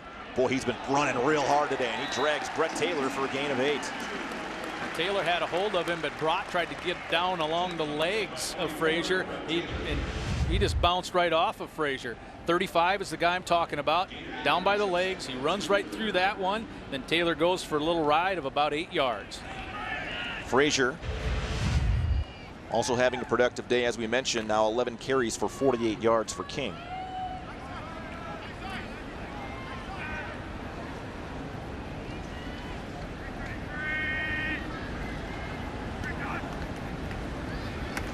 Stick will pull it out and keep it. Darting around the edge. Boy, Easton Stick, he is slippery. Up to the 36, good enough for a first down, and he will add to his rushing total there. Well, he's just faster than most quarterbacks as well, and you can see this. Check out 58, Baxter. He's the man making the read, so he takes his normal route. He's like, hey, this is how I would normally go to get someone who's trying to make a play on the edge, and then Stick is able to just beat him with speed to the spot and to pick up the first. Xavier Rowe in on another tackle. The defensive backs making a majority of the tackles today for Western Illinois, outside of maybe Brett Taylor, who's had a nice football game so far. Play action again. Albert's open. Stick hits him across midfield. Another nice gain of 15 up to the 49. But there's all kinds of numbers and stats that you can find to tell you about a football team. But here's one, as we look at the replay, I'll tell you about. The Bison coaches, their formula for victory in the last 5 years or so, maybe a little bit more, has been 50. That's the combination of rush attempts and pass completions. When the Bison get 50 or more, they win. They had 33 at halftime. We've seen a couple of more completions, a couple of more rushing, so the Bison are going to get to 50 plus today. Stick will throw, one-handed catch. And Urzendowski will gain about 5 yards up to the 44. Well, the catch is sweet, but the other thing too is we talked about it in the first half in terms of the turnovers, and NDSU came in at minus. Look at the ball security at the end of this play. C.J. Smith was able to rip one out of Lenore's hands early in the first half. Urzendowski, both hands around that ball. He got what he could, got upfield, got about half of what was needed for the first down, but also knew there's no way I'm going to put this ball on the turf no matter how many people are yanking at it. We always look at time of possession because North Dakota State leads the country in that category at about 37 minutes a game. They've had it for 23 minutes already here in the football game. Boy, Frazier. Yeah, this is just, Frazier's just finishing unlike he did in the first 6 games, 5 games. Nodak Mutual Insurance replay, yards after contact.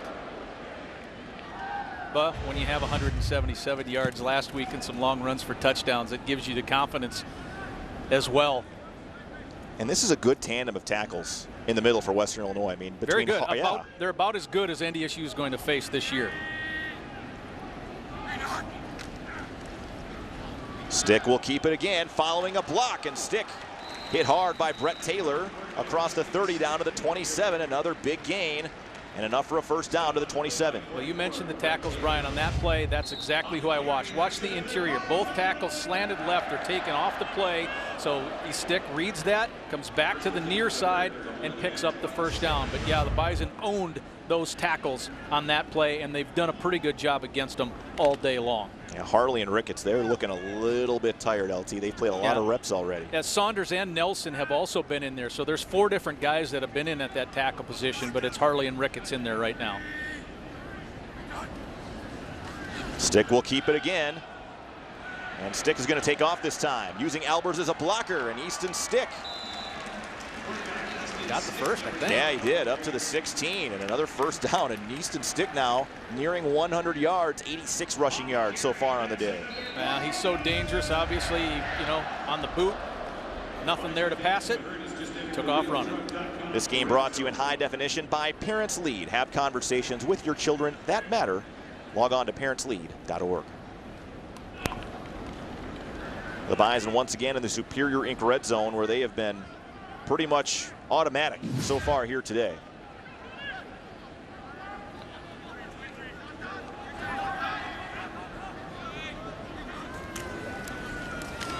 Quick handoff on the jet. Not much room that time for Williams, and boy, big hit by Western Illinois coming in there to make the stop. Pete Swenson.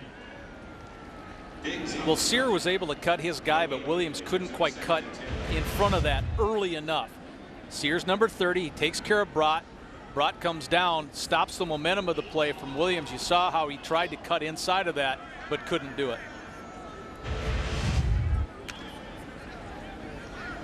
Again, this drive starting way back at the Bison 14-yard line, and they've marched it down the field.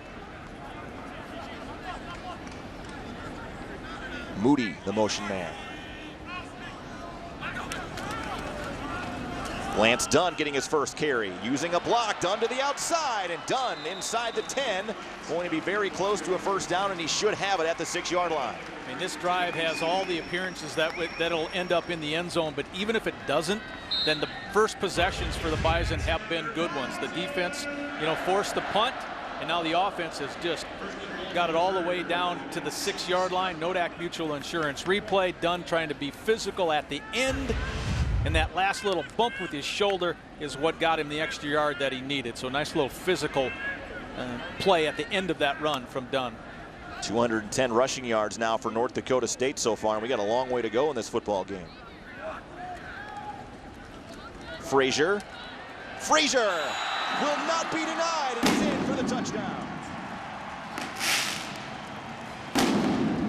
That play was blocked so well that Frazier was trying to look for something to make a move, and then all he realized is, I don't have to make a move, I'll just run forward. Look, there is nobody there till he gets to the 1-yard line in a play that started at the 6. Again, outstanding work done inside. Boy, Connor Wentz just blew Swenson about 8 yards back off the ball there, LT. Peterson on for another extra point.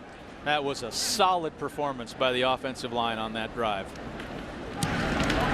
Peterson, good again. And North Dakota State has extended the lead to 45-0 with 8:16 to go in the third quarter.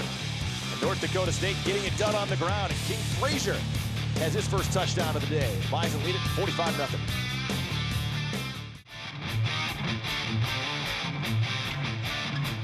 A look at some of the big boys on the offensive line there, taking a look at the work they did. 10 plays, 86 yards, and 549 on the Bobcats game recap.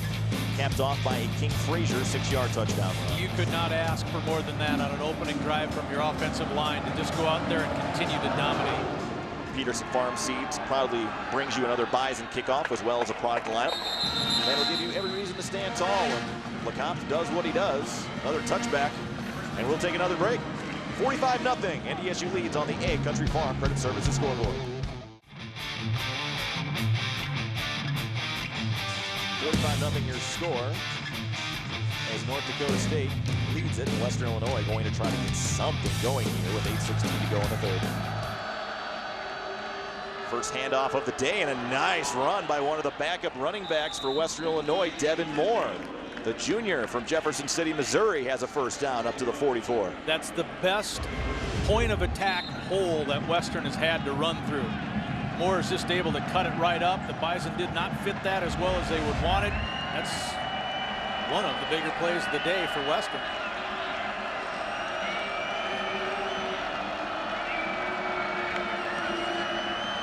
Norvell will throw this time under pressure, airing it out, looking deep for Walker. And Williams. Yeah, Javon Williams that time ran a little, it wasn't a stop, it was kind of a slow down and then another burst. He slowed down, appearing like he was going to make a cut or an out at about the 12-yard mark, and then burst upfield and created the separation between champion. But I tell you, Norvell has not been able to drop the long passes over the top today. Moore again keeps his feet, keeps charging ahead for a gain of 4 up to the 48. Javon Williams, one of those guys that can make those deep plays. Again, he only has 13 catches but 200 yards, so more of a big play receiver. He came in with a long of 52 but an average of over 15, so kind of backs up your point. Western Illinois, 3rd and 7. The one-on-one's the top of your screen. That's Smith against Lenore, and I'm a little surprised that Western has not gone to this more and had more success to number 7. Bison bring pressure again across the middle, and the official kind of got in the way as Hoogerwerf was the intended target, and another 3rd down stop for North Dakota State. Western Illinois really struggling on 3rd down, now just 2 of 9. Again, I think Norvell makes the right read. The pass over the middle, the backers vacated. He went to where he was supposed to. You see DeLuca on the rush. Stump clears off to his right. And then the miss over the middle.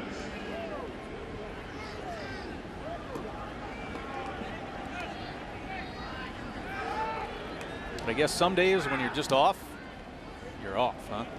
C.J. Smith back this time will let it bounce at the goal line, and boy, almost a nice job on special teams as Hoogerwerf ran down there to bat it back, but Western Illinois unable to keep it out of the end zone, and that'll be a touchback for NDSU. We'll take another timeout.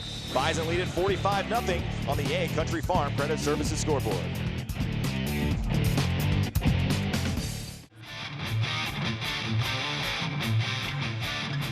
The fans happy and excited. They are dancing as we take a look at the New Seed fan cam.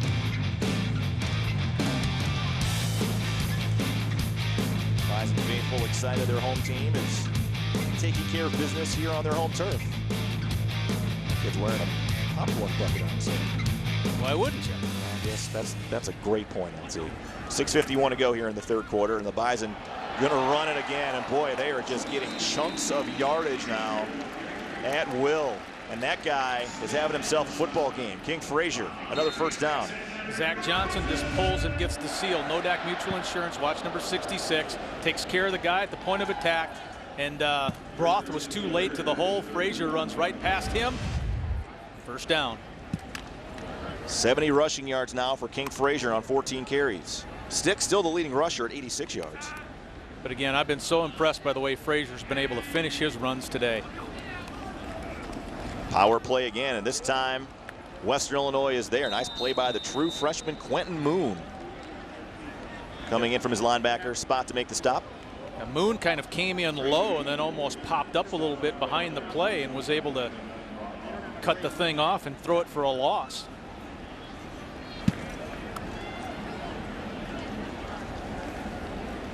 And you said freshman, and again, the backside of this Western defense is so young. You know, Moon obviously a freshman, but he's backing up a sophomore, and that's the case in a lot of positions for the Leathernecks.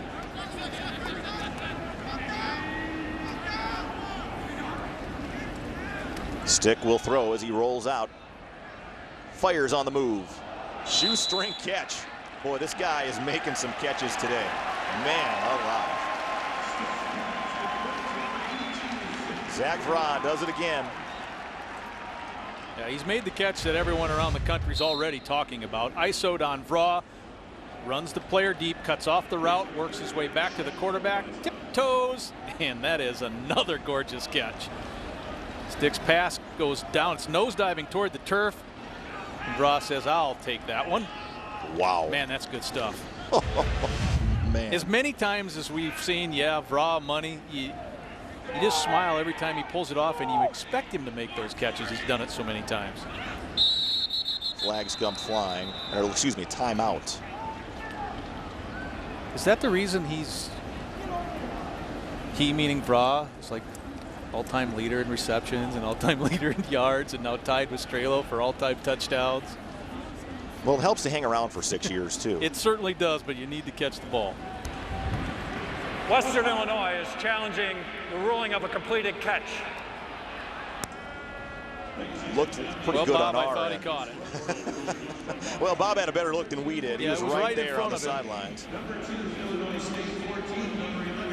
He doesn't look real happy right now. It's been a long afternoon. No, he shouldn't be happy at all. His team just got manhandled and mauled in the first half. And it's continued here in the second half. We should talk about it, LT. Western Illinois, people say Leathernecks. What is that all about? Well, I love the Leathernecks, nickname. It's one of the best nicknames in all of college sports. And it comes from the borrowed military. it. Yeah, they borrowed it. It comes from the military, and it's actually the only non-military school to be able to use that name. It comes back from the 30s. Their coach was a veteran. And started in 27, actually. 1927 is, and the Leathernecks it's the nickname for the Marine Corps. Yes. And as well as the Bulldog. Yep. And that's where the Bulldog comes in. That's why it makes sense. So I think that's kind of a unique mascot and tribute, certainly to the military. Yeah, I think it's not only clearly one of the best nicknames in the conference, but in all of college sports. Boy, it was close to the turf, man. I will say that, but I don't know if there's enough there to overturn it. I just didn't see a bobble or a bounce. No, or he caught it clean. And you have to have enough evidence to overturn the call on the field. And again, North Dakota State elects to have replay available for all their games. We did not have it last week. Did not have it available at Southern Illinois. They have been selected. Northern Iowa has it for all their games. This might be a little bit better angled to see exactly where the ball is. Ross feet are in. All right, Connor Wentz, get your head out of the way. Ooh, that maybe ball that may did have hit touch the turf. Aha. That could be the one that Coach Nielsen was looking at. I think Coach Nielsen just looking for something. Get his defense off the field here a little bit. We talked about time of possession. North Dakota State's had it 27 minutes already. Well, the replay booth and the Bison here maybe not liking the fact that we were ISO'd on draw on that play. But the replay booth is like, that's their best look. So we'll see if they determine that's enough to turn it over. Boy, they're taking a long time looking at this too. Here's another look at it. Nodak Mutual Insurance. Watch the hands, watch the ball. It really was nosediving. And ooh, I think that did bounce. I mean, it was hard to tell initially, LT, but when you look in. Yep. But he just caught it so clean that it looked like he kept it off of the turf. But that football's on it now.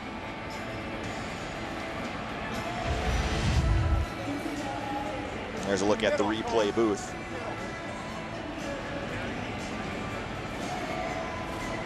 Well, I know the replay too, just to continue your thought, that's been a big push from Patty and everybody within the conference to try to get it in every stadium for every game. They're not quite there yet, but the Missouri Valley Football Conference is getting closer. And the one person who really pushed that before it got mainstream was Craig Bowl and Gene Taylor when they were here. They were adamant about replay.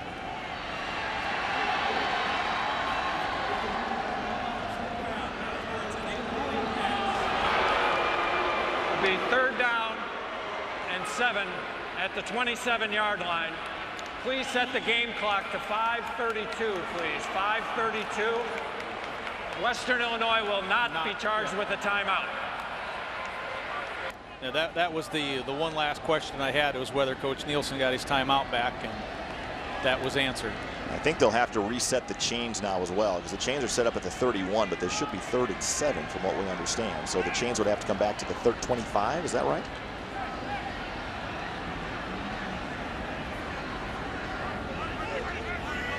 The referee's over there now trying to figure out. Or is it 3rd and 14? Well, it was 3rd and yeah, okay. It was. Remember, it was 3rd and 14. On the snap. Yeah. Thank you. That's right. Don't forget about the nice play that Quentin Mood made. Correct. To have the -4 yards.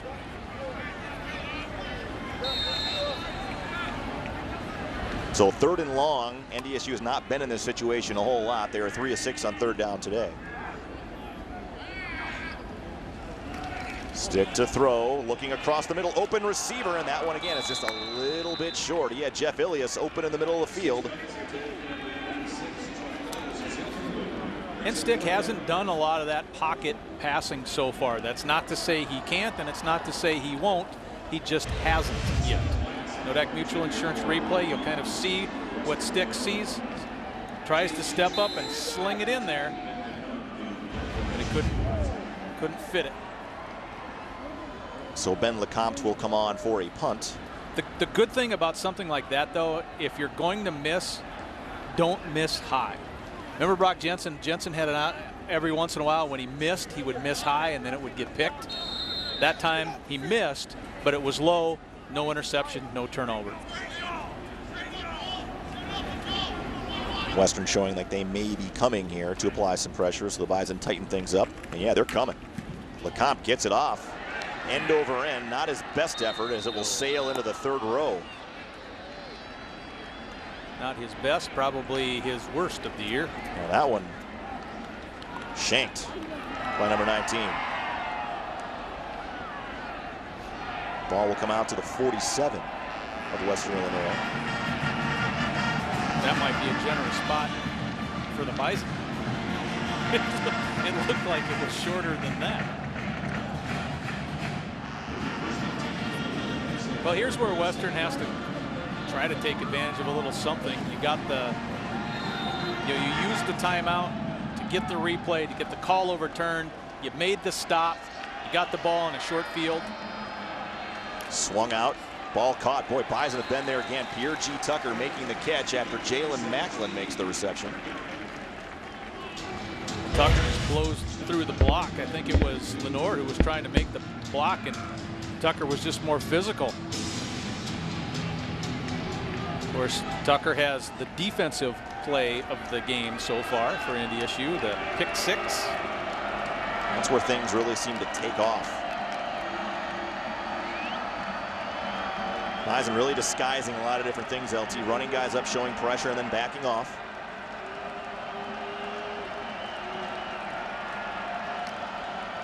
This time they bring 4. Norvell, boy, nice catch on the sideline. And again, that's Acklin making the catch in front of Jordan Champion for a first down to the 40. Now, keep in mind you need the 1 foot in for college, and that's what Acklin had. Kind of a delayed blitz off the high side coming to the screen right. You'll see Tucker coming in there, but he's engaged by the tackle. No pressure on the quarterback. Downfield, wide open receiver is Lenore. And Western Illinois is finally on the board with a deep touchdown pass. 40 yards, Norvell to Lenore. His 5th touchdown catch of the year. Just try to beat the man deep, and that's exactly what Lenore was able to do. The top 20 in FCS in receiving yards a game at 93, and he's exceeded that now with that catch. 5 receptions, 96 yards now for Lance Lenore. Extra point is up and is added by Nathan Knuffman.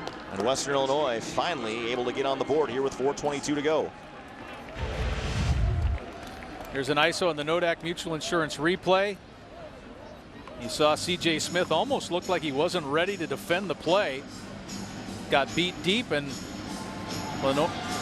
Norvell was finally able to get the ball out.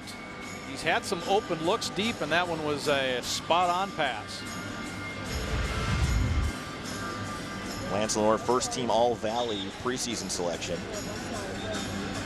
The Western came up to the line. You know, we were looking at the replay. They came up, they quick snapped it. Not a look that time, just a 1 quick look. Took the high side, got the touchdown.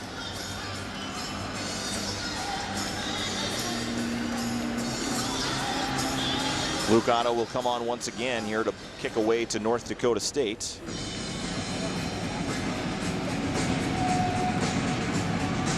And if you're the Bison now up by 38, LT, when do you maybe start cycling some of these younger players into the football game? You see Bruce Anderson back for this kick return. Well, you'd think it would come in the 4th quarter for sure. Might have came on this possession if Western hadn't just scored.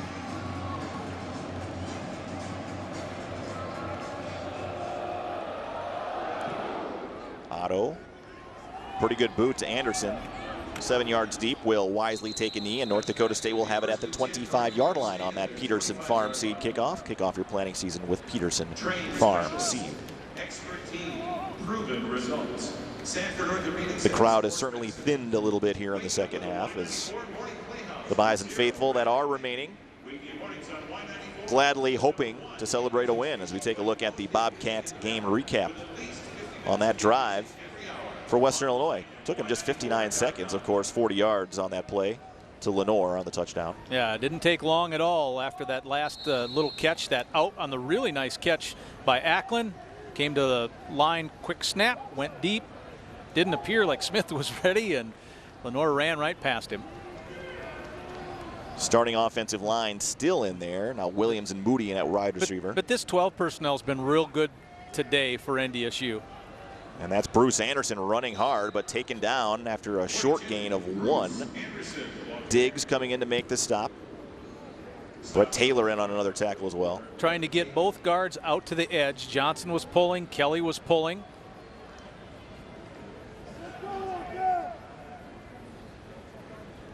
Now under 4 minutes to go here in the third.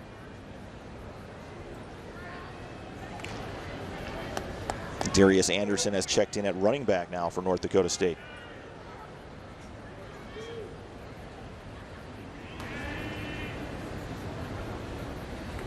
Anderson gets the carry, following blocks. And again, not much. Anderson a yard up to the 27. We'll bring up another third down. Someone's still not up for NDSU. Johnson? Looks like Zach Johnson.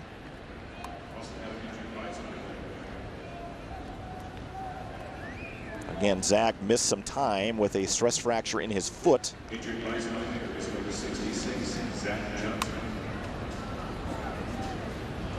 We talked about it off the top on kind of how Johnson's return back into that offensive line gave NDSU the 5 guys that they wanted there, with Plankers being the 6th in that rotation. But Zach, you said missed that time. Now they're on the lower leg on his right side.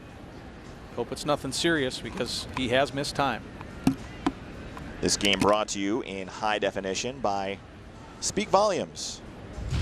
And remember that one drink isn't always, I should say, just one drink. Speakvolumes.nd.gov is the web address to check out more information. Johnson getting some help as he comes off, but he is moving his legs and is putting some pressure on both legs. Hopefully that is a good sign. Well, everyone around the country knows how much talent that kid has. He's a preseason All-American coming into this year, and then unfortunately, as we talked about, and for the reasons we talked about, he has missed a bunch of time. Looks like Plankers is going to go to the guard position on the left side. We haven't talked about it much, but Connor Riley, glad he can actually cycle some offensive linemen through between Plankers and Zeemers.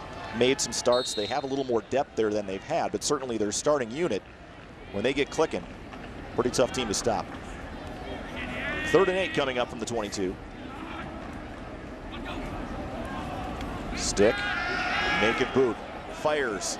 That's a nice throw. Wow, Houston Stick on the run, puts that one on the money to R.J. Urzendowski for a first down up to the 36. Well, Zach Braw helps clear. Braw sucked the safety up a little bit too. He was running the fly to try to pull Urzendowski, let the trail guy be the guy who's open. Nice tight spiral. You're right, Brian, one of his better balls that he's thrown today. Picks up the first down. It's a combo route that the Bison run a lot. And that'll take another couple of minutes off the clock here for North Dakota State as we wind down the 3rd quarter. Because if the safety does bust down too much, then you try to throw it to the fly guy. Back to the run. Bruce Anderson didn't like what he saw Xavier Rowe, was stopped in his tracks, taken down for a loss of 4. And then he was trying to bounce it, and that's where Taylor was, so he wasn't going to bounce it outside either. Number 6 looking to fill in there. Brings up 2nd and 13.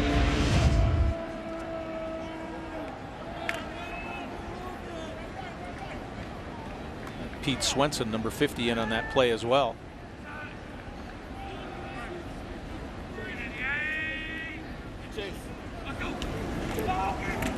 Back to the run. That's Lance Dunn, and he's buried. That time the defensive end, Eddie Holtzschlag, got in there to make the stop. Well, in that long touchdown drive to start the 3rd, NDSU was dominant offensively up front. Now the offensive line on this particular drive in this part of the field is so far unable to move anybody. Western Illinois making some substitutions here on 3rd and 14. Empty formation, 5 receivers out for North Dakota State. Stick to go to the air, across the middle to Shepard, who hangs on. Took a hit from Diggs all the way down to the 41-yard line. Maybe the best pass Stick has thrown from the pocket this year. Watch his footwork on this one. He sets up, is able to step into the throw, and then drills it right over the middle, right on the mark. And Shepard did a fine job on the other end of that to corral it, because he was, I guess, battling for the football.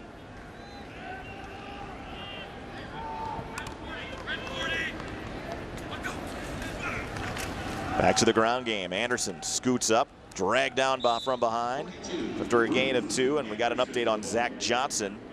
who limped off a couple of moments ago. They have untaped his ankle, taking a look at that right now. So that appears to be the injured area. Watch 66. We're looking at the injury. What happened?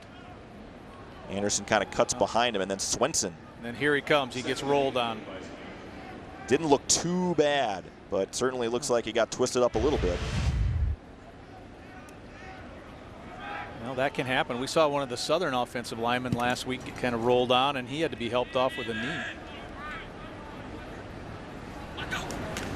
Last play of the third quarter. There's a run for Lance Dunn. Most room he's had today, inside the 35 down to the 33, and that will bring up 3rd and 2 when we start the fourth quarter. Yeah, it's the fourth quarter, so hold up your 4 because it's the 4 for 4 from PetroServe USA.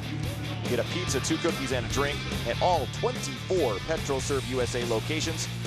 Get your 4 for 4 every day at PetroServe USA. We'll be back with the final 15 from Fargo after this.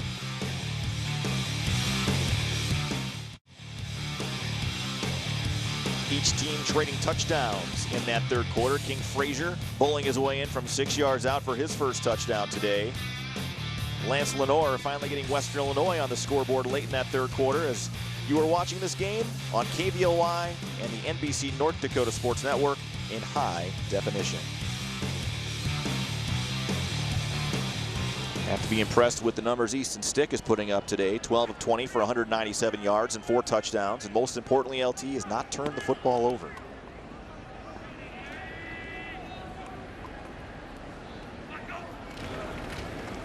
Inside handoff goes to Dunn. Needs a 36, and he got to the 31, and he got to the 30 for a first down. Zone blocking up front. Just kind of give it to Dunn and let him try to pick the hole or see what he can find.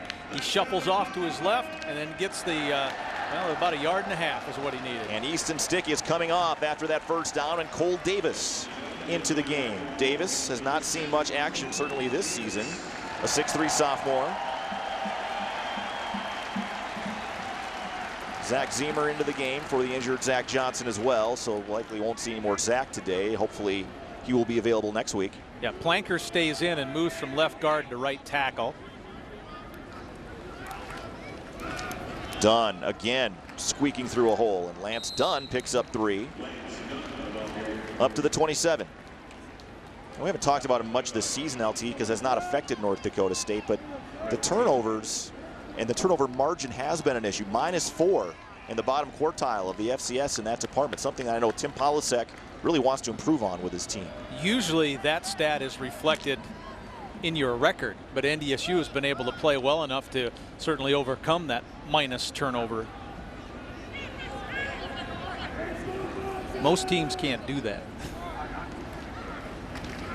Anderson following blocks, and Bruce Anderson has a big hole as he wrestles his way down to the 15-yard line. Finally taken down, but a nice gain of 11.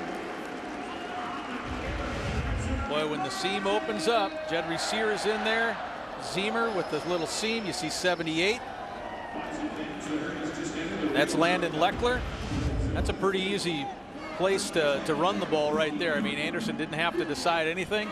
The hole opened up where it was supposed to and at what time it was supposed to, so everything worked. Griffith finally making the tackle as North Dakota State moves the chains, and the Bison back in the Superior Inc. red zone once again. Option look. Davis is going to keep it and falls down at the line of scrimmage. Well defended that time by Western Illinois. I know it was an option look, but I can't imagine that the Bison coaching staff wanted Davis to pitch that one very bad. I think they're just take the look, keep it, don't risk the ball, don't risk the turnover. Western Illinois has been on the field a long time. North Dakota State has had the ball for 34 minutes so far here this afternoon, and we still got 12.5 to go. Power play this time to Anderson, who squeaks through a hole to the 5, and Bruce Anderson has a first down to the 2-yard line.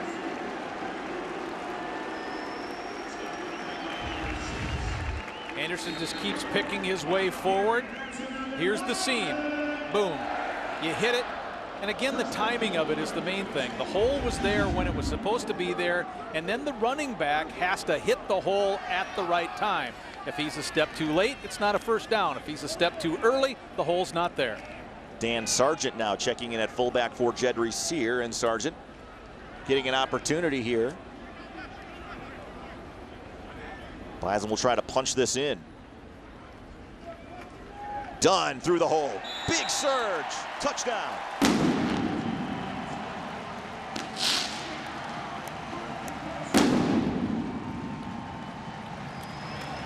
That looked like a tired defense on that drive, LT. Yeah, Lance Dunn gets the reward. Offensive line gets him in there, and how NDSU is kind of cycling out some of its starters on the offensive line. Leatherneck's kind of doing it on this drive on the defensive line as well. The two big guys not in there, and the Bison able to make some hay right up the gut. Peterson on to add the extra point.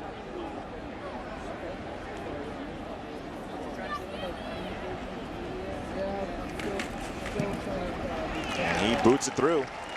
North Dakota State making a statement here at home in the Harvest Bowl. It's 52-7 on the Ag Country Farm Credit Services scoreboard.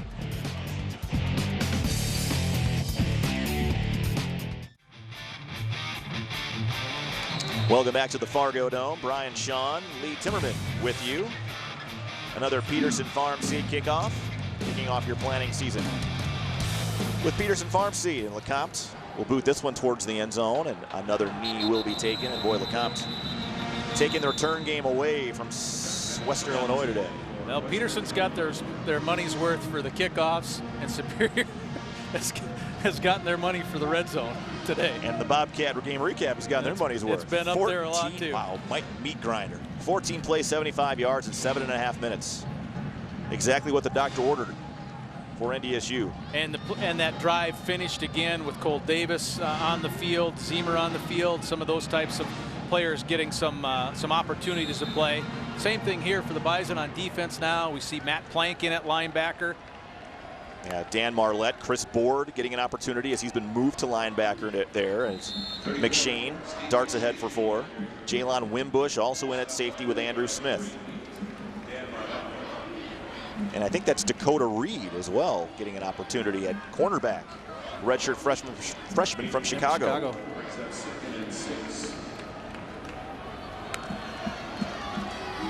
Reed coming on a run blitz, and he's the one that makes the tackle. You know, there's interesting stories with every college football player, but I don't know if I know another one more interesting than Dakota Reed. Enlighten us, sir. His siblings are all named after cities or states. Houston, Colorado. Okay, see, I always have another question. So is Dakota after North or South? Well, hopefully North, because he's here. That was a pretty good hit by Board. On Borsellino. But Borsellino's able to hold on and pick up the first. No, we dropped it, sorry.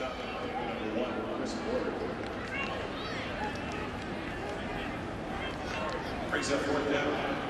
Number 33, Nathan Knuffman in punt formation. Number 13. Wimbush darting off the field as NDSU trying to get the right personnel on for the punt return. Also, if you're seeing number 52 out there and trying to figure out who that is, that's Butler. At halftime, he had to switch his uniform. So number 56 is now number 52. Wobbler, Perkins will run up, call for the fair catch and take it at the 34. And North Dakota State in good shape, up 52-7 with 10:51 to go on the Ag Country Farm Credit Services scoreboard.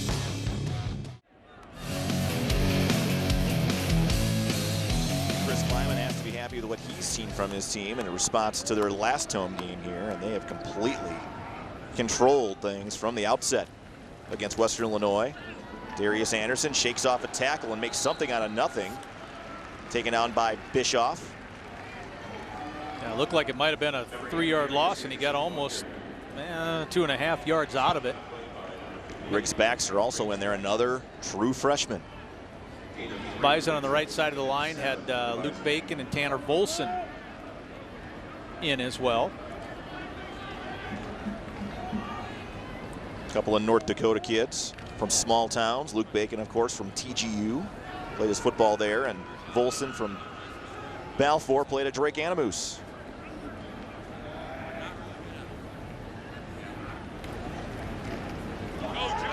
Anderson showing good feet in the hole. Darts ahead again for a gain of 3. And Baxter in on another tackle along with Swenson, who's getting up slowly. Brock Russell, number 67, pulls inside on this little power look and makes a very nice block. He also got some help on that play from his tight end. Russell, one of those seniors that has not played a lot, played at Bemidji State, transferred here after a good high school career in Mandan High School.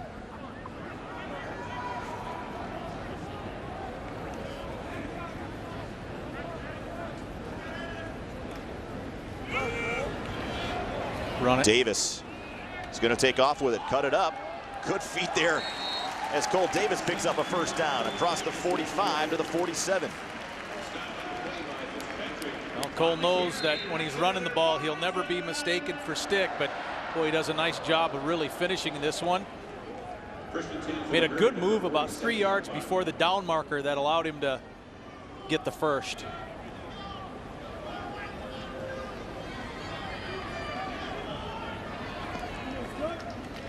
Thought I saw Kayvon. Yeah, there he is. Kayvon Hawkins, number 18, the wide receiver on the high side, just came in. Redshirt freshman.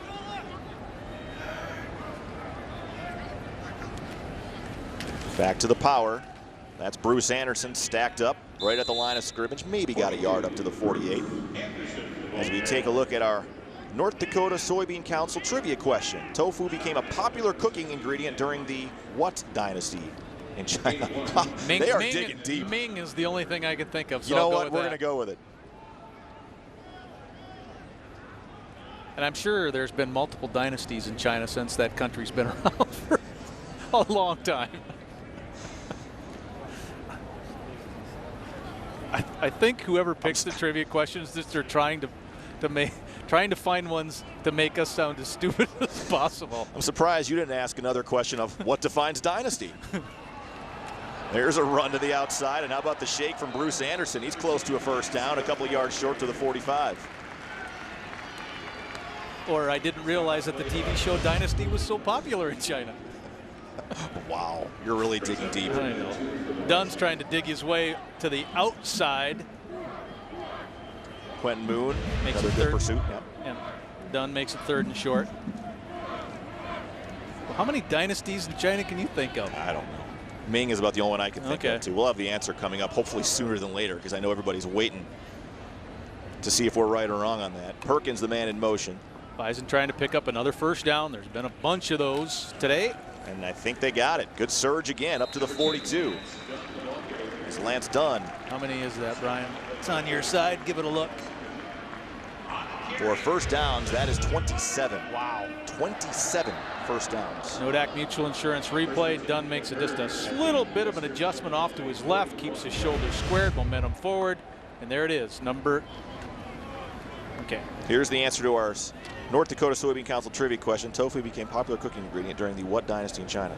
Han Dynasty, around 206 BC. We will do our history before the next North Dakota Soybean Council trivia question. Davis will keep this time and will throw and airmail this one. Looking, I think, for Dimitri Williams in the flat, incomplete. Yeah, they had a wide receiver running a deeper out pattern, but that is not who Davis wanted to get it to.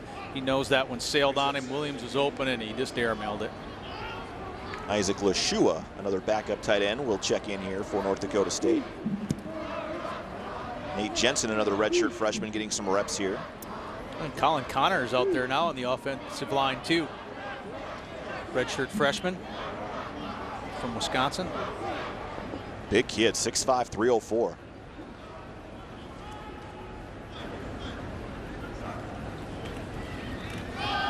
Bruce Anderson darting around the edge, and how about the speed from the freshman from Ruskin, Florida, inside the 20 down to the 15.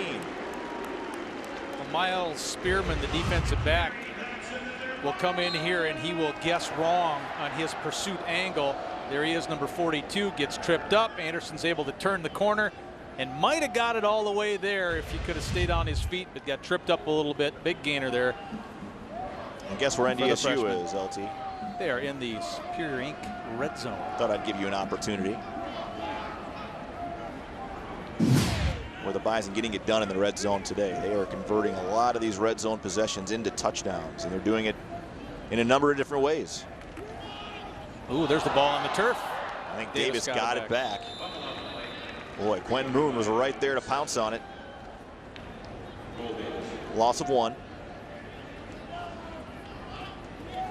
Trying to think, the Bison have not missed inside. They've gotten points every time inside the red zone today, haven't they? Yes, they have.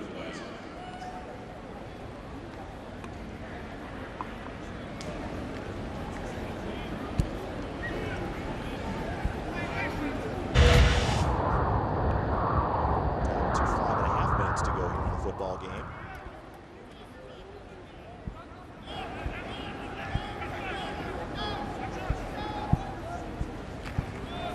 Darius Anderson running hard up the middle. He's taken down after a gain of 3. Velo's in on that tackle. Darius is a kid that's played kind of a number of different positions, and last week Coach Polasek was saying that we have a group of plays for him, not that particular play because it's a basic power, but if we can get to him in the right place at the right time, there's about 8 to 10 plays specifically designed for Anderson to run, and he got to a couple of them last week. He got a run earlier today. Again, it was different than that basic one, but you know, he's a guy that in certain spots, in certain places, the Bison are hanging it on him. Anderson will be short of a first down by 5 yards. The Bison might just leave the offense out there and go for it on 4th down.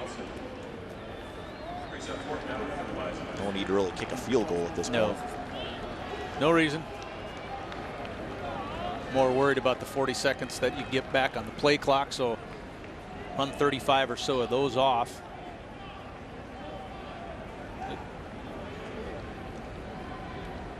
Beth Hool on the sidelines for us today has a PetroServe USA sideline report on a scoring update in the Valley. Hey guys, that's right. South Dakota State getting the win over Illinois State. The Redbirds trying to tie it up late, but fall short 25-20. Jackrabbits with the win. Thank you, Beth. And that is a huge win for South Dakota State, certainly to solidify their playoff position. It's big for South Dakota State. It could be big for North Dakota State. And here's Anderson picking up a first down. So on the 4th down play, Bison have a chance to finish this one in the end zone. There's a look at Bruce Anderson, who's having a pretty good day. Now leading the team in rushing, 12 carries, 87 yards. And again, because of the way the conference does the 2-year, you don't play one particular team. NDSU doesn't play Illinois State again this year, so that is the Redbirds' first conference loss, and NDSU has the 1. Dunn bouncing outside, touchdown.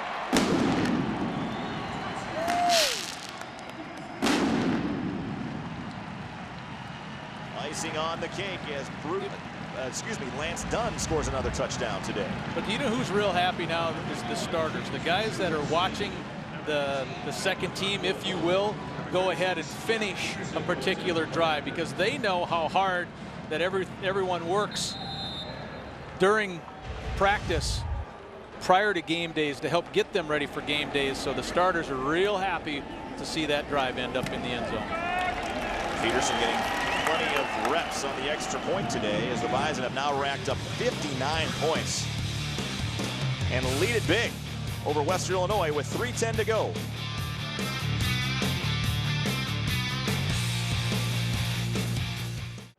.310 to go here in the football game, and North Dakota State will move to 7-2.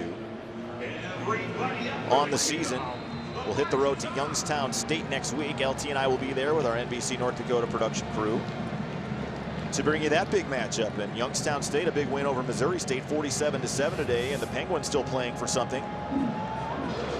Despite the 4 losses, still hoping with a couple of wins at the end of the year, they could sneak into the playoff field. And North Dakota State in 3:10 will be tied for the conference lead.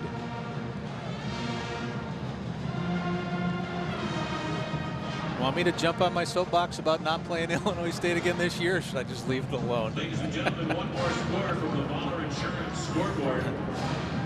New Hampshire. Your silence is my answer. I shall leave it alone. It all seemed to work out last year when the Bison ended up playing them in Frisco, which was maybe fitting. And Northern Iowa certainly looking impressive as well, as they've been able to rattle off some wins. Got the big road win at South Dakota State. And they lead 38-0 over Indiana State at half. That was the other conference game that I think was real interesting, because whoever didn't win is gone. Got to look there at Bryce Mesner, and Mesner, another young man from North Dakota, McVille, played at Dakota Prairie High School. McVille, yeah. Ooh, there's a good stick right there too. Is that Farnloff? That's Austin Farnloff, who's been really beset by injuries. Was in a sling last year for majority of the season. Well, you never know where you're going to run into guys, and I just happened to run into Shields Hardware, and there's Farnloff in his tie. She's selling me screws, and I needed to fix my deck. You get the right ones? Yeah, he helped me with that. Right, He Mr. got me the right Farnloff? stuff, so he Thank you knows very his much. stuff over there.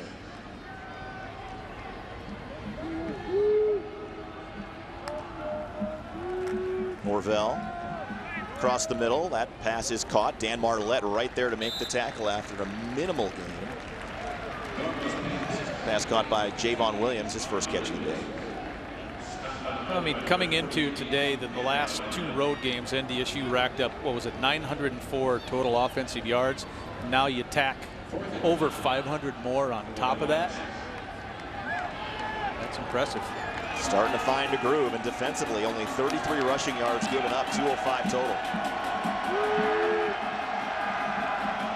Be sure to tune in to the Bison Football Show with Chris Kleiman tomorrow at 10:30. Jalen Allison on the coverage of Lenore there, as that ball was slung out of bounds. On fourth down, and the Bison will take over with 1:17 to go, and I think a couple of kneel downs here, and that'll do it. And Marlette actually was in real good position on the guy in the flat too. I think that caused the pass to go up a little bit too, to sail a little high. Here's a look at what is on the west wall here at the Fargo Dome. That 33 rushing yards. Well, I thought Western was able to do better than that. I'm not surprised with what we've seen the last couple of weeks. I have to say, I'm a little surprised to see 327. That's a large number of rushing yards. Maybe 200, 250, okay, but 327, that's a lot of yards in the ground. I guess after the way the first quarter went, I'm not surprised it got over 300. Anderson does get the call. Will gain a yard up to the 29. Because the Bison in the first quarter had over a 100-yard advantage already in total offense and had 17 points up on the board. So the Bison established its physical superiority early in this game. Easton Stick has to be proud of his quarterback group. Certainly Easton got it done today, and Carson providing the guidance. It's number 17, one of the redshirt quarterbacks, has moved up to the second spot, and that's James Hendricks, a freshman from Bemidji High School. Yeah, he's been traveling as the emergency guy. Last play of the football game likely coming up here. And that's Anderson plowing ahead for a couple of more. Tackle made. And that is it. North Dakota State flat out hands it to Western Illinois today at the Fargo Dome. 59-7 the final. Bison moved to 7-2, 5-1 in the Valley, and has a showdown with the Penguins of Youngstown State coming up next Saturday at Stambaugh Stadium. Looking forward to having that one for you. Beth Hool will catch up here with head coach Chris Kleiman, get his thoughts on the victory. Yeah, it was certainly a no-question day. No question about it that NDSU was the more physical team, and it happened early and it happened often. Some of the Bison fans that hung around celebrating with the team. And Western Illinois, their playoff hopes have now gone down the tubes with their 5th loss. But still a step in the right direction for Bob Nielsen and his program. They'll try to finish up strong in the next 2 games. PetroServe USA Sideline Report. Beth Houle has Chris Kleiman. All right, Coach Kleiman, a pretty dominating win there. How good does this one feel? Well, really good. Our guys were prepared. We were excited to play in the Fargo Dome again. Our guys, our seniors, our leaders challenged the guys all week that this is a pretty special place, and our guys played pretty close to a perfect game. Thanks so much for your time, Coach. Congratulations, guys. Beth, thank you. Well, they're 20-0 now in the gold jerseys. They're 1-0 in the green helmets. And I know LT loves those kind of stats. Sure. Wear them next week, and you won't have to practice, right? No, 59. It's the guys inside those jerseys and inside those helmets. 59-7, the final. We'll be back coming up after this. As dominating as a performance as we've seen from North Dakota State this entire season, 59-7 the finals. We take a look at our American Family Insurance hit of the game. And that will Nick be DeLuca. Nick DeLuca. He led the Bison in tackles again today with 8 compared to the 20 last week. But, hey, the Bison defense only faced 45 snaps today. There's DeLuca's lone sack.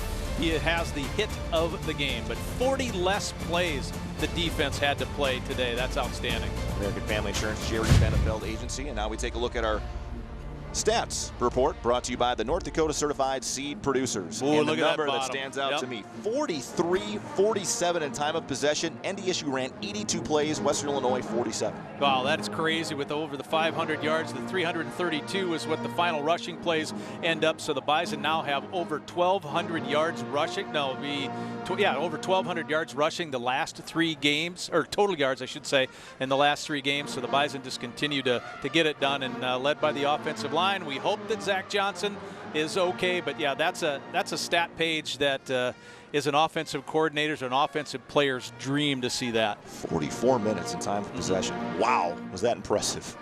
We'll be back with our Nodag Mutual Insurance Player of the Game coming up after this. You're watching NBC North Dakota Sports.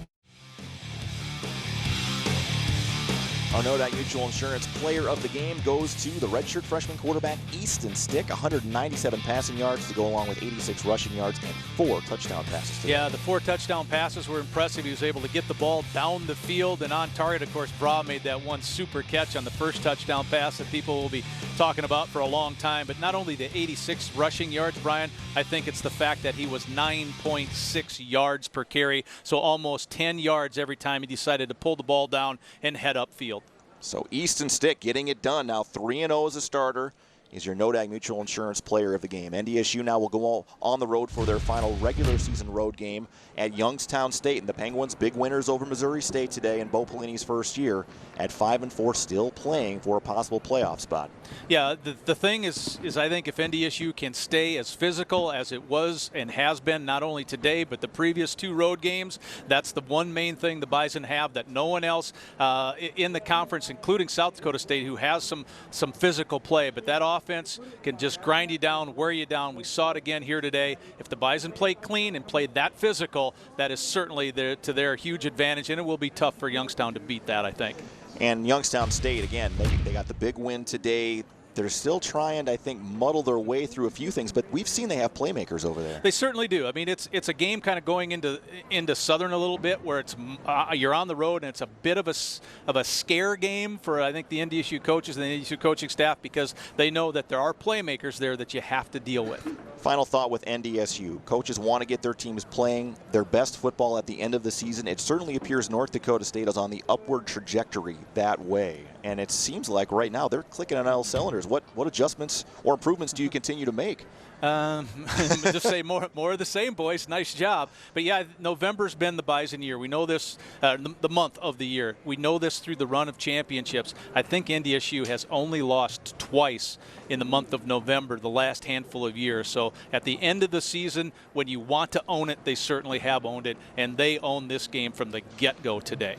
North Dakota State, dominating performance. 59-7 is your final from the Fargo Dome. LT and I will be back with you next week along with Beth Houle and our NBC North Dakota production crew from Youngstown, Ohio at Stambaugh Stadium, when NDSU will take on the Penguins, trying to keep this winning streak rolling. For Lee Zimmerman and Beth Houle, our entire NBC North Dakota production crew, I'm Brian Shawn saying so long from the Fargo Dome. North Dakota State handily over Western Illinois, 59-7 your final. See you next Saturday, everybody.